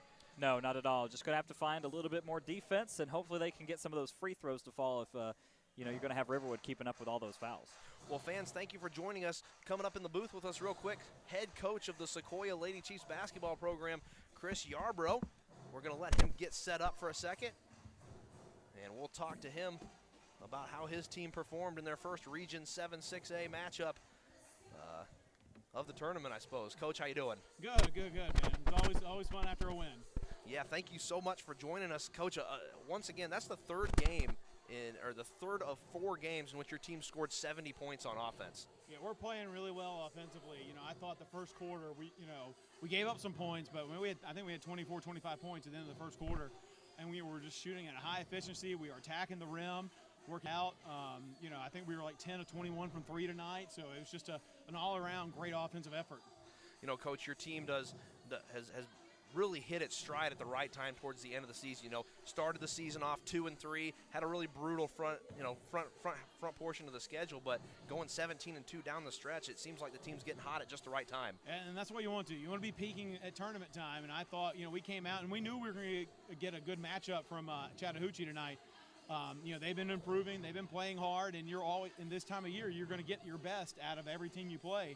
And they hit some shots. I mean, I think they knocked down 13 threes in the game, so, you know, we had to adjust. And the key is we limited their points in the paint, so all their points came from outside, basically. How about that freshman for Chattahoochee, Perez? Yeah, she's pretty good. You know, I remember seeing her when she was in middle school. She used to be in the Northview feeder program where I came from. And, you know, she's going to be really good, and she shot the ball really effectively tonight. You know, we worked on some stuff in the second half trying to mark her a little bit better. But when he shoots that well, it's tough sometimes. Yeah, it's kind of scary for a coach from the opposite team when you see a freshman hanging a 20-piece on you in a tournament game. But the girls have really seemed to have overcome some adversity this year. You know, obviously, that game against Etowah, your most recent game, that was a fantastic finish with Rogers nailing that three-pointer at the buzzer. Yeah, I mean, that was, you know, the crazy thing, you probably shouldn't have been there. We missed 2 front ends and 1-and-1s, you know, leading up to that. But, you know, great hustle on that last play. You know, we got a long miss off and Aaron Jackson get a perfect offensive rebound, finds Susanna, and she knocks down a really contested shot. It just kind of, you know, we wanted a good little test. We were able to pick up a game to kind of a tune-up for this week, you know, because we wanted to keep on that Tuesday, Friday schedule kind of. And so it was good that Etowah was able to make that game up. And, you know, we got a great battle in the county. And we'd struggled in the county this year. I think going in that game, we were like 1-5 versus county schools. So being 2-5 in Cherokee County, but Coach, that's the only teams you've lost to. You haven't lost a game to a team outside of Cherokee County. What does that say about the state of Cherokee County basketball right now? You know, it's really good. You know, and Creekview qualified for the state tournament tonight with an upset over Johns Creek. So, you know, I think we're sending all 6 county schools to the, assuming River Ridge wins and they're up big right now. I think all 6 schools are going to the state tournament. That's just amazing. It just makes you better. So all these, you know, non-region games you get in the county where you're playing Cherokee, Woodstock, Etowah, you know, it just makes you better for your season later on. Absolutely, Coach. And, you know, Johns Creek had Creekview's number all year. I mean, I think they beat them both times in the regular season. So for Creekview to come out and basically blow the doors off of Johns Creek by winning by almost 20, that's that's an amazing turnaround for that program. I mean, that really is. And, you know, obviously I didn't get to see the game because we're playing at the same time. But I'm sure Coach Donville had them, you know, playing hard, and they probably saw some things. And, you know, I think they really held Paris Miller in check from what I heard. Such a good ball player. You can't take anybody for granted. I mean, that's the thing. And we try to tell our girls, like, look, you know, we've beaten Hooch twice, and, you know, it hasn't been, you know, we didn't blow them out huge, but we're like, look, you can't just take for granted that we're going to come out here and win. And, you know, we a freshman might come out sneaking for 20. Right, you know, but, you know, the good thing is we attacked offensively. You know, we had 40 points at halftime. That's a lot of points in a girls' game. So like, we just got to continue to work on that, and, you know, we're going to get a battle whoever ends up winning this game, you know, on Friday night. And Cambridge looks like they're coming out right now with like a stifling defense. I mean, they have putting some pressure on the press, and but it looks like, I mean, first of all, Will and I have been commenting on this all night. The fouls. Yeah. There have been so many fouls in the first half of this game. Both teams really going to have to tighten it down here in the second half. But yeah, I mean, that's tough. It's hard to get in a rhythm when when you're going to the line or a lot of fouls are being called. So, you know, they're just going to have to keep persevering, and, you know, Cambridge got a little bit of a lead here. It'll be interesting to see what they try to do in the second half here. You know, number 30 and number 21 for them are really two really good ball players. So, Coach, last question before we go into a quick break. What'd you tell the girls? Yeah, congratulations. You made the state tournament. It's hard to do, you know, so we had to win to get in. And so now we want to, you know, work on our next focus of getting a home game in the state tournament. You know, that's going to be the goal Friday night. And then if you win that one, then you play for a championship. Because it's hard to play for championships. I wouldn't mind coming back to calling a state tournament game for you, Coach. I wouldn't mind either. It's much better playing at home than on the road, so we're going to try. Well, thank you so much, Coach. Ladies and gentlemen, Coach Yarbrough joining us here at halftime between Riverwood and Cambridge. The score 25-17, but the Sequoyah girls qualifying for the state tournament once again. Coach, thank you so much for joining us. And fans, we're going to take a short break for halftime here at the War Lodge. We'll be right back, and we want to thank you for joining us here on Chiefs TV. I appreciate it.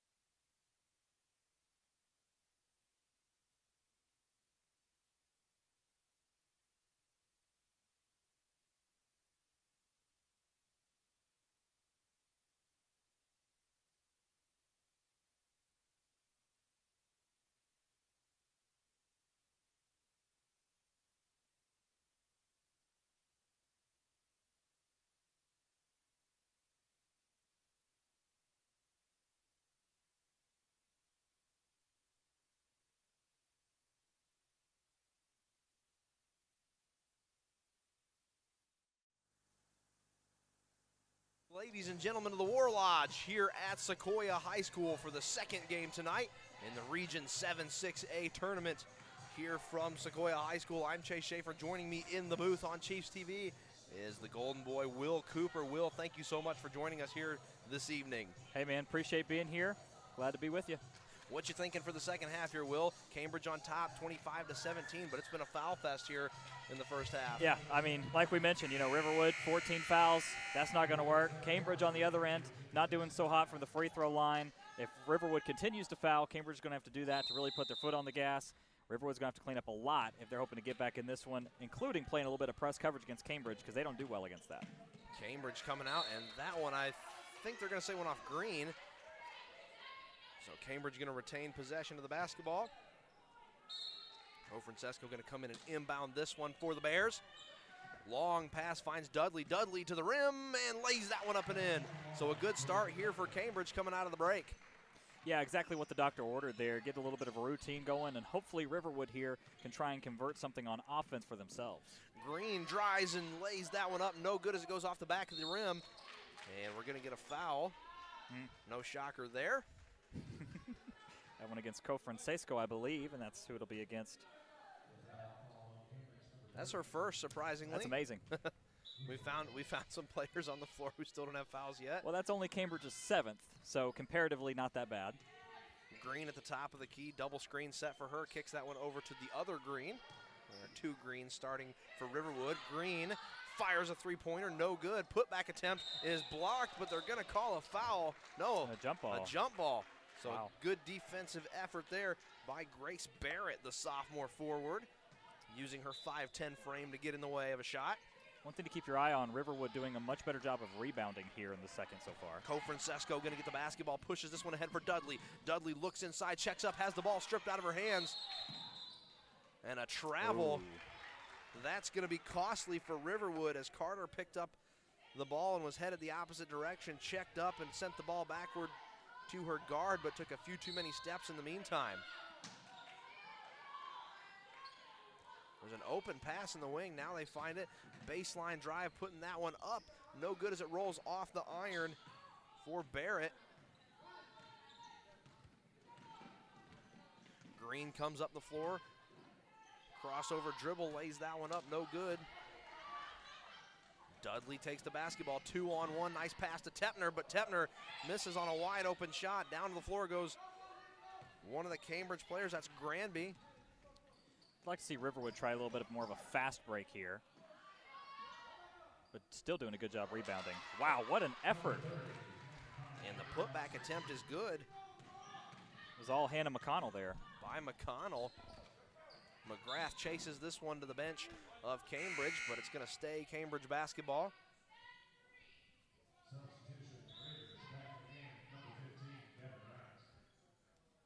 Amara Carter will check out here for Devin Wright. So as Green finishes tying her shoe, Francesco going to slap the ball and send this one in. Hip high dribble. Barrett. Green all over her. Barrett picks up her dribble, gives that one to Dudley. Dudley with a nice cut around into the lane and lays that one up and in off the glass. Beautiful finish there by Dudley, 29-19 with 6:09 left to go in the third quarter. Yeah, really good finish there by Dudley. That's her 12th point of the game. Really a big reason that Cambridge is leading in this one. McConnell drives baseline. Now she has to kick that one back out to Green. Green looks into the paint, and that one goes off the front of the rim. No good. Francesco looks for Dudley. What a pass to thread the needle and lay that one up and in. Yeah, and a good call by Riverwood there to take the timeout. They're just a little bit out of sync so far in this one, but really good conversion on the other end there by Cambridge. Wow. Will, let's go back to that play for a second. Francesco literally threaded the needle between two defenders to find her man in the low post and convert on that layup. That was quite a pass. Yeah, no kidding. I mean, really good job there to try and find the open target there. And, you know, Dudley's doing such a good job there on the back end. That's her 14th point of the game with that layup there. And, you know, she's a playmaker, right? I mean, first team all-region for a reason, only a sophomore, as we mentioned, but 5'11", also such a tall target, does a good job there and really good hands getting that hot pass, converting it, laying it up. So Cambridge, you know, like we mentioned, out to a really hot start here to begin with, and Riverwood on the opposite end of that coin. Just got to find a little bit more offense from somewhere, and I'd really like to see them try and go back to the press on defense. Yeah, Cambridge definitely came out of the break with a plan, looking more to that inside pass to try and convert on those layups underneath the basket. The first half really more seemed like they were trying to get into a track meet with Riverwood. Yeah. But looks like they're starting to find something that works here down in the low post. Yeah, and I think for Riverwood, you probably would like to get into a bit of a track meet with them, especially when you have scores like Jayla Green and Jasmine Green. And, going down the list, McConnell and McGrath, both of them, averaged just under 9 points a game. So getting them involved would be nice as well. So coming back out of the timeout, Riverwood, no press as they're free to travel over half court. Green calling up a screen. The switch is made. Green picks up her dribble and has to hand that one off to McGrath. Really good job by McGrath to get that one back in check. I think she dribbled that one off her toe for a second. Yeah. And a nice poke away, and now McConnell's trapped, but a good job getting this one back over to McGrath. McGrath lays that one up, no good. And on the second attempt, a foul is going to be called. So going to the charity stripe for Riverwood is going to be Devin Wright, senior forward. Good job by Wright there. Just put it up as soon as you can and kind of catch Cambridge out of sorts and go to the line for two.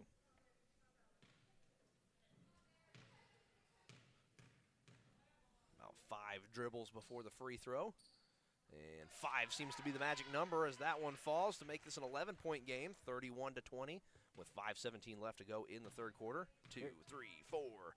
Uh-oh. This one up and no good. Should have dribbled it one more time as 5 seems to be the magic pre-shot dribble, but now down to the floor is going to be Riverwood and just covering it up and doing the looked like a fumble drill there for a second in football.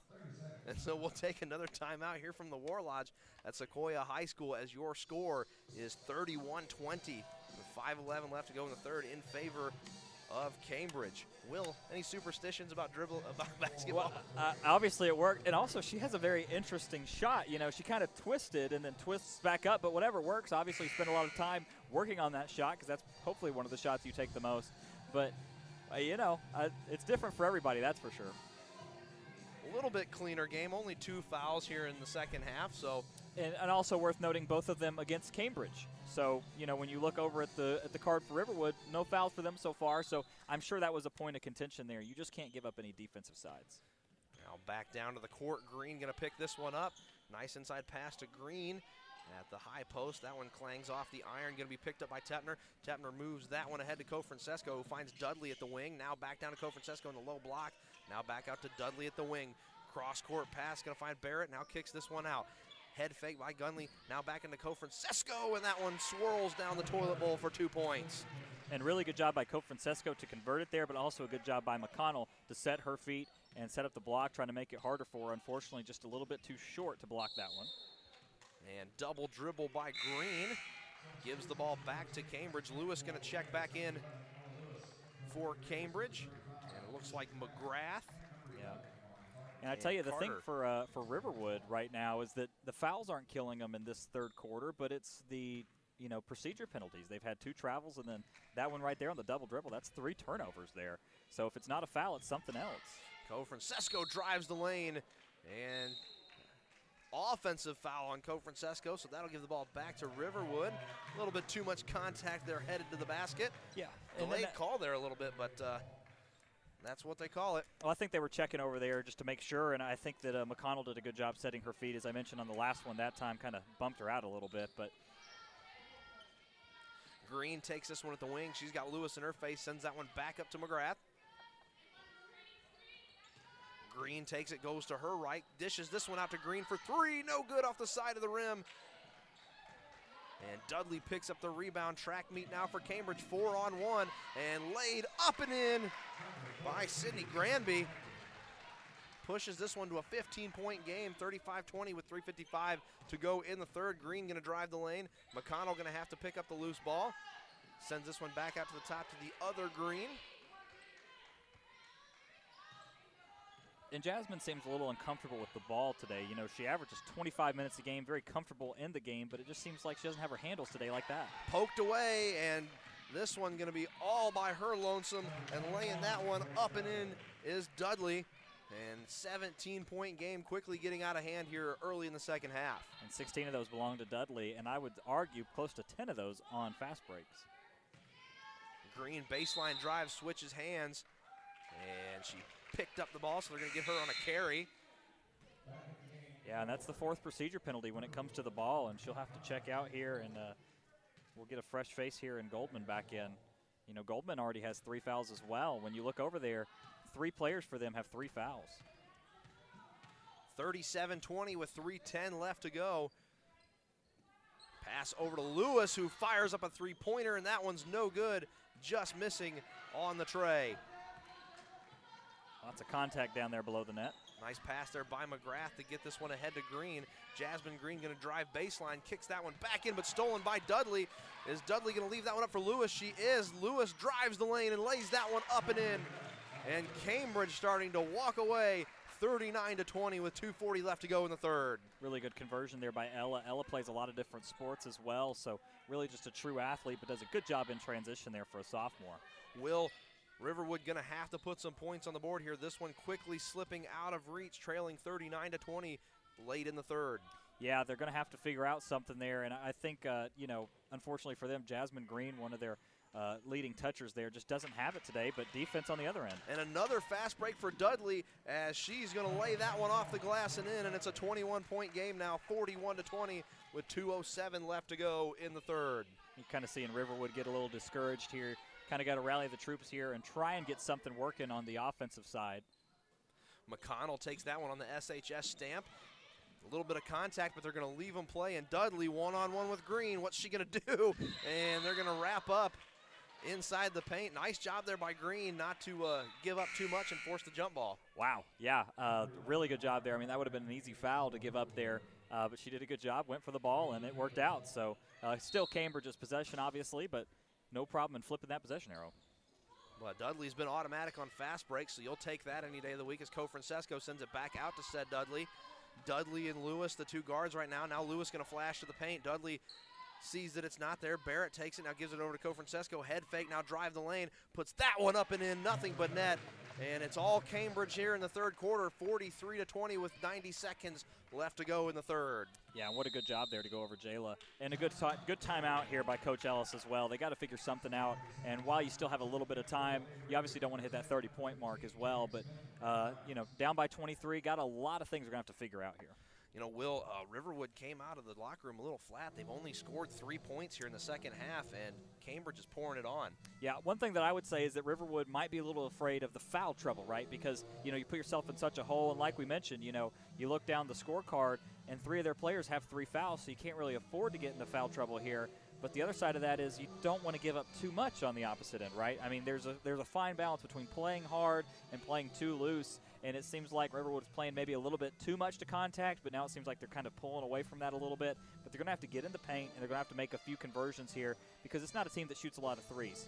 And that's one thing you can say is that both these teams only have 1 3 so far in this one, and that's a little bit lower than we expected, but still, with such low scoring going on, you can kind of count on that. 2 players in double digits now for Cambridge. Dudley's got 18, and Francesco's got 10. Those are your 2 first-team All-Region players. They're the only team that had 2 first-team All-Region players and also a first in Cambridge ladies basketball history for them with 2 first-team All-Region players. There you go, Cambridge. 1:22 left to go in the third as we come out of the break, 43-20. Riverwood's got Green in the front court. She's going to get this one back, drives to her right, now switches back to her left, pull-up jumper from the free throw line, and that one is nothing but net. So 43-22 with 1:05 left. Dudley gets the long pass. She's going to send this one ahead to Lewis. Lewis's shot goes way over the rim, but she was fouled. So Lewis going to get a free trip to the nail. Tough call on that one, and kind of called from behind there. Hard to see, but what can you say about that? You know, and one thing that we mentioned, you know, Ella, we talked about her being, you know, a few different sport athletes as well, but Cambridge is full of athletic players right here that you see. And on the opposite end of that, you know, for Riverwood, Jayla has to get involved here. Averages 10.8 a game, only at 4 so far in this one, so got to get her more involved. So the second one is good. The first one was not. Lewis, you know, Will, she's been cutting to the basket a lot. The second shortest player on Cambridge's team, but not playing like it as she's attacking the rim every chance she gets. Yeah, and, sometimes that's how it works. Sometimes the want to is bigger than the height. So you see it here in action here, and she's only a sophomore, so very impressive. She loses her man, but she's going to recover. Green taking her time at the top. Co-Francesco in her face. Screen ineffective. Pass down low is on the money. And a shot from the free throw line. Touches the bottom of the net and goes out of bounds. So it'll be Cambridge basketball. 35 seconds left to go, as Cambridge has doubled up Riverwood here, 44-22. You can see Riverwood's just a little uncomfortable when they get the ball in their hands. It seems like Jayla might be the only one who's really feeling it tonight. It's just tough. Dudley on Green. Dudley drives to the basket and lays that one up and in. 46-22 with 25 left to go. And Dudley now in the 20-point club for the evening. Layup no good by Riverwood. McConnell not on the floor. That was Goldman, who tried to get that offensive rebound. Barrett over to Dudley. Dudley kicks this one over to Lewis. Lewis fakes the pass, now sends it back to the top for Barrett. Barrett going to drive in the lane, give it to Dudley. Dudley kicks it out to Granby. Shot not good, as that one's going to go out of bounds with 0.7 seconds left to go. This ought to be fun. So we've got the Kobe second on the clock with 0.7 seconds left to go in the third. Touch and go. And perfect. And it's good. Dudley lays that one up. Just gets a fingertip on the ball, but that's enough to lay that one up and in. So 48-22 your score at the end of the third. Will, this one has been all Cambridge here in the third quarter. Yeah, the one thing you could say about Riverwood coming out of the locker room is they were out rebounding Cambridge, but it's really turned away from that now, and Cambridge is really having their way on both sides of it. Riverwood's got to figure something out on offense, and they got to figure it out quick. You're down by 26 here with 8 minutes left to go. Personally, obviously not undoable, but you're going to have to, set up your offense quick and start taking some quick shots here. And if it doesn't fall, you really got to hope you get some rebounds here. And then on the opposite end, you're going to have to find a way to stop, Dudley, as we mentioned. 22 on the game so far, which we kind of expected at least a little bit of offensive production, but we also didn't expect Riverwood to only come out here and score 22. Cambridge also, though, that has had a stifling defense the entire game. They have played lights out, not letting Riverwood get many inside looks, and as soon as the ball goes inside the paint, it's like those Cambridge defenders just swarm to the basketball and not letting any cheap baskets in. Yeah, they were doing a really good job for Cambridge's sake there. And like we mentioned, Riverwood comes out and seems like they may be a little bit more athletic, but on the opposite end of that, Cambridge has more size, and you're kind of seeing that on the offensive and defensive glass now on both sides of the floor, and you kind of wonder if Cambridge may be just a little bit more well-conditioned here, as Riverwood's going to have to really figure some things out quick. So one more to go here as we start the fourth quarter of tonight's last Region 7 6A tournament game between Riverwood and Cambridge. Cambridge currently on top, 48-24. And that one almost poked away by Dudley, but a little bit too aggressive as she tried to strip McGrath of the basketball. So a foul on Dudley to kick off the fourth quarter. Yeah, just a touch of a shoulder check there, but still not in foul trouble yet. By the way, Riverwood committed 0 fouls in that last one, and Cambridge committed their usual 3. So one stayed average, and the other one went all the other way to the other end. So a little bit of an admin issue here. The scoreboard only showing 2. And now we're back to 22. I think they got spotted 2 points they didn't make.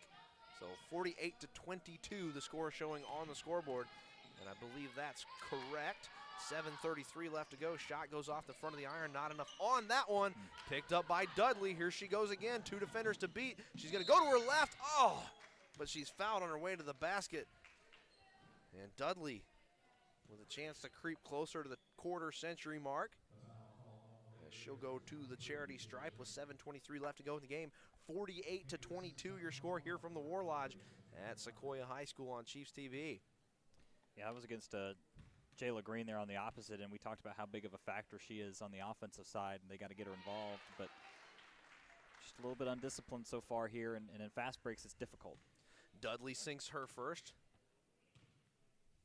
Only about 3 dribbles there, and sinks the second. So half-century mark for Cambridge is 7:21 left to go in the fourth. It's 50-22.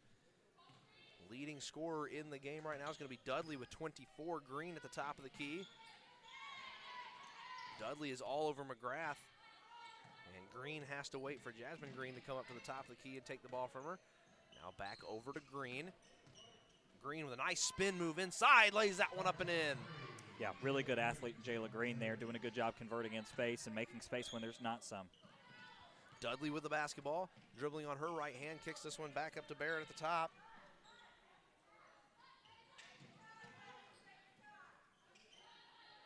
Dudley one-on-one at the top of the key. Now she's got a lane, drives in, lays that one up and off the glass. What a beautiful finish for her 26th point of the night, and 52-24. Your score was 6:30 left in the fourth. Yeah, she'll own half the points that Cambridge has now. And I mean, that's the thing, is that the majority of that is still off fast breaks. Green has this one at the wing.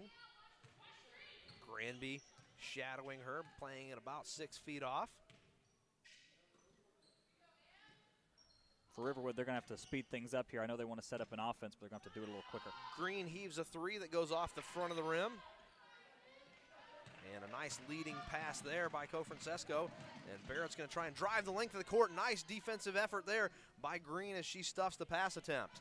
And watch for the pass down the middle. They had Jayla just a step ahead, but McGrath didn't see her there, so they'll have to set up kind of offense here. Green creeps back out to the wing.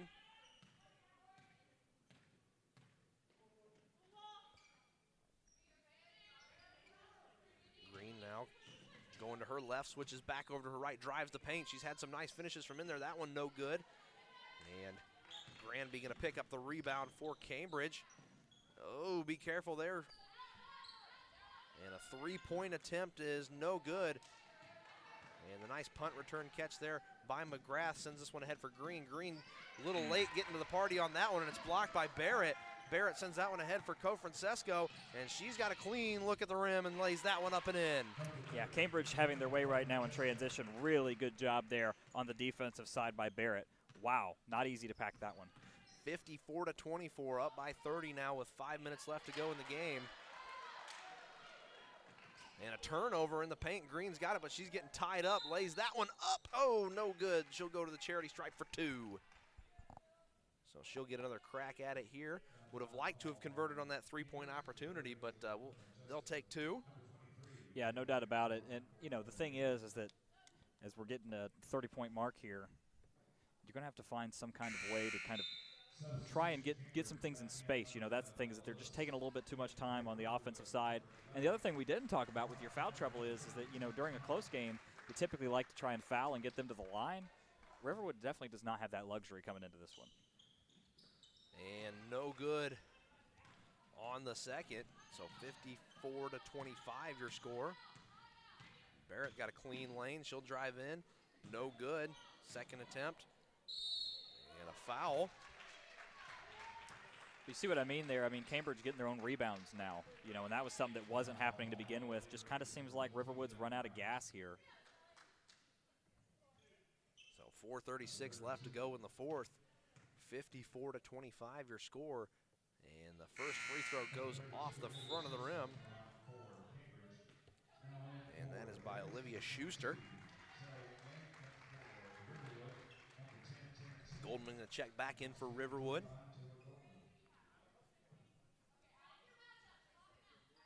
Have Goldman listed on their roster as a wing.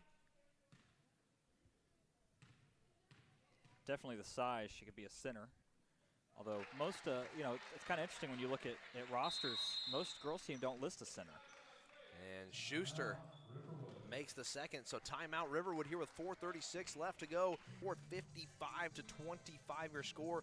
Want to thank everybody for joining us here on Chiefs TV. If you're a Riverwood fan or a Cambridge fan, we want to say welcome, and we hope we've done a good job of providing you a quality broadcast for That's the goal. For two guys that don't really know what we're doing. Yeah. No, I'm kidding. I'm kidding. Amateur hour up here at the War Lodge, but at least it's better than open mic night, I suppose. Well, I would hope so. I would hope that we do a little bit better job. We have done this for a little bit. How many years you been doing this? Not basketball, but just broadcasting in general now? About 3. Well, that's about the same for me. So 6 years between us. That's not bad. We're not some ham and eggers. No, we didn't just show up. But in all seriousness, folks, thank you so much for joining us. Cambridge and Riverwood, you know, I know there's not a lot of media outlets to watch a game, and in the year of COVID-19, it's probably been really hard for people who can't get out to the basketball court. So one of the goals here at Chiefs TV is for us to provide you with a quality outlet for you to watch your student athletes compete here in the state of Georgia. So as we come back to the break, we hope we provided you with that. 4:36 left to go. Cambridge on top of Riverwood, 55-25. I want to thank you once again for joining us, because your patronage does make this all worthwhile. Riverwood, trying to get inside, no good there. Lewis going to pick the basketball up. She'll be one-on-one with McConnell. Fires that one over to Barrett. Barrett looks inside at her. It's not there. She's got green in her face. And now back out to Schuster. Schuster inside, and nice layup attempt, but no good. Has a huge block by Green. Brings the ball back the other way. See, I would try and set up something a little bit outside here. They do have some open three looks. Maybe they just don't feel comfortable shooting from beyond the arc. Second attempt off the glass is up and in, so 3:51 left to go in the fourth. 55-27 your score. With a win here tonight, Cambridge going to qualify for the state tournament, barring a Herculean comeback from Riverwood. Lewis fires this one down to the wing. Now Lewis gets the ball back, and another turnover gives the ball back to Riverwood. You know, you mentioned Riverwood, River Ridge, Creekview, Johns Creek, Chattahoochee, if you want to name it after the river. There's a lot of water-based names going on in Region 7-6A. Layup no good as it goes off the bottom of the iron. And back the other way. Good inside look, but the pass a little bit too high for Lewis. And that one will sail out of bounds with 3:14 left to go.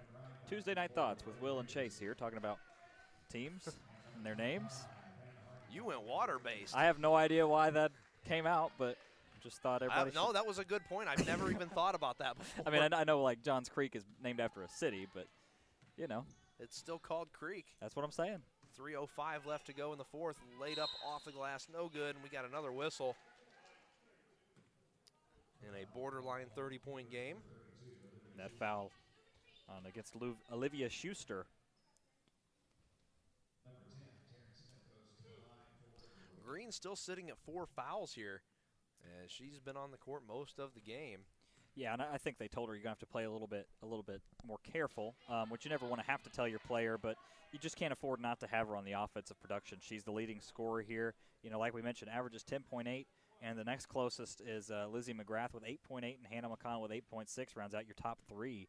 And, you know, without that offensive production there from your top scorer, you just can't afford to have them off the floor when you're down. And the second free throw is good by Smith. That one was tipped, but moved ahead to Renier. Lewis with the head fake, drives, and a layup, and good. Boy, the 5'7" junior, the 5'7" sophomore really outplaying her size at 57-28 with 2:45 left to go in the game.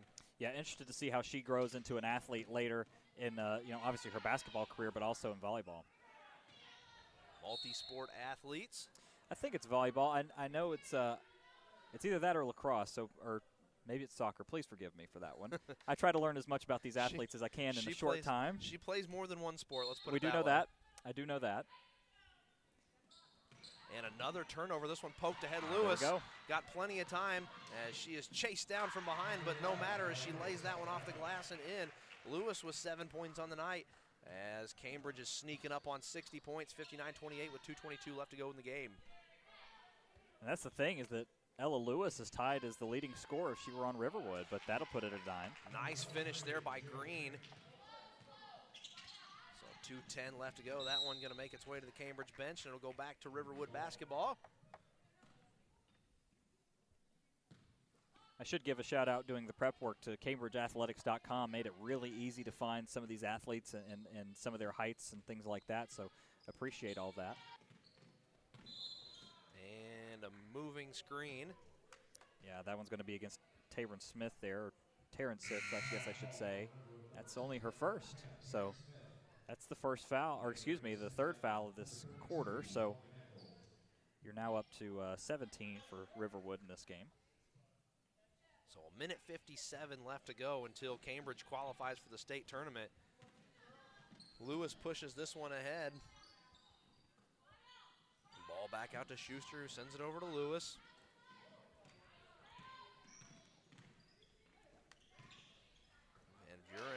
pass is going to be poked away by Smith. And what are they going to call there? They're going to call a foul on number 25 at Cambridge. That's Anna Hardy. Freshman for her. Once again, you know, Cambridge just tall, 5'9" as a freshman. That's a tough call for Hardy as well. I mean, just kind of running with the ball there, but they see it a lot better than we do. Inbound pass. Now back up to Green at the wing. Green drives the lane. Nice jump step there, and she's going to finish that one off. And that'll make it 59-32 with a minute 30 left to go in the fourth. Yeah, really good transition by her. She's up to 11 now, so about at her average. And that one's going to be picked off, and another turnover in transition, and a travel called. Wow. On Hardy. Kind of had a rough go at it here. So minute 19 left to go. Cambridge looking to secure a spot in the state tournament. Lewis one-on-one with Green. Here comes the screen. Now the screen's going to break off and flash down low. There it is, a nice layup for Riverwood, courtesy of Devin Wright. And it is 59-34 as we creep up on the final minute of regulation here in the last game of tonight's Region 7-6A tournament. Yeah, Riverwood finding some quick offense here, and Cambridge committing a few separate turnovers here, but it might be a little too late. So we'll get another stoppage here with a foul, and it's once again against Hardy. So Hardy again, the freshman. 49.3 seconds left to go, 59-34. So that's Cambridge's 14th foul compared to Riverwood's 17th. So at the end of this one, it's going to average out. That one's going to be picked off by Schuster, but she's going to walk out of bounds. Yeah, that was a hard one there, trying to run along the sideline, for lack of a better term there, the inbounds barrier. 59-34, 38 seconds left to go. And that one, I think, got dribbled off somebody's foot, so Lewis and Green go to the floor. Smith takes a short shot, no good, and going to be taken by Hardy. Hardy throws that one ahead for Schuster. She's going to have to chase it down. She does. Oh, got to be careful. Lewis got a wide open look at a three. She's not going to take it, kicks it over. Hardy takes that one out back to Lewis, who's all by herself.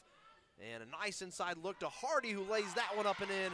15 seconds left, 61-34 your score. And let's see if Riverwood can put a few more on the points on the board, and they cannot. And that's probably going to do it here from Sequoyah High School. Cambridge tried to throw a last one up, but no good. So your final here from the War Lodge at Sequoyah High School. Cambridge victorious over Riverwood, 61-34. And with that, Cambridge qualifies for the state tournament, Will. Yeah, congratulations to the Cambridge Bears there. Obviously, you know, they were the third seed coming into this one. Hard-fought game by Riverwood as well. You know, just didn't have things go their way here. But, you know, for Cambridge, exciting times. You know, they were also a team that got to get into the football bracket as well. So things turn around for Cambridge a little bit here. So excited to see what they could do, as they'll have to cross over with Region 6A. So a region that we're all familiar with here in Cherokee County. But excited to see them go over and see what they can do against those guys. So let's go ahead and get some thank yous out of the way here as we close. Want to thank, first of all, Will. Thank you for filling in for us, as our student analyst is unable to be here with us at the moment. Well, I only kept the seat warm for him. Obviously, I can't fill his shoes, so hopefully he'll be back with you guys soon, and it's been a real honor working with you guys here at Sequoyah High School. Will Hogendijk, we hope to have you back soon, buddy. And we want to thank Ian, our cameraman, and Ethan, our producer. Ian, we're going to check that. What's his name, bud? Ethan. I got it right. Hey, we nailed it. All right. We're doing something right. Me. So I want to thank Ian and Ethan. Ian has been our cameraman and basically run the show. Yeah, the rock of Chiefs TV, basically. Ethan did a fantastic job producing for us tonight and switching those camera angles. So we want to thank these AV kids for everything that they do for us. That's Coach Mann, who's in charge of the AV program. They all do a fantastic job, and there's no Chiefs TV without them. And also shout out to them because it's break. That's the thing, man. It is break. So they're here of their own free will. Nobody's forcing them to be here. It's not a graded thing. It's not something that they're getting credit for. It's just them donating their time to give you a quality broadcast. So we want to thank them for that. We want to thank the athletic department here at Sequoyah High School for allowing us to do this. We want to thank everybody who joined us here tonight on ChiefsTV.org. We hope we did a good job for you. If we didn't, let us have it. We're adults. We can handle it. Yeah, all compliments go to @Will24Cooper. All complaints go to @SchaeferVoice. I'll take it. Let's do it. But thank you so much for joining us here tonight from the War Lodge. Once again, Sequoyah and Cambridge both victorious as they'll advance in the Region 7 6A tournament. We will not be here Friday. We will be at River Ridge. So those results will not be on Chiefs TV, or those games won't be on Chiefs TV. But I'm sure there will be plenty of outlets here that you can keep track of the score. We want to thank Kyle Sandy for everything he does for high school basketball. No a doubt. lot of our statistics are provided by him, rankings. He does a fantastic job of covering high school basketball in Georgia, both boys and girls. And we want to go ahead and thank. I think we've thanked everybody. I want to thank WLJA for letting you come back out again. Yeah, appreciate And, those guys. We're going to go ahead and let everybody get out of here because I think everybody wants to go home on their break. So once again, from Sequoyah High School, I'm Chase Shaffer, and this is Will Cooper. We're signing off for the evening, and be kind to someone.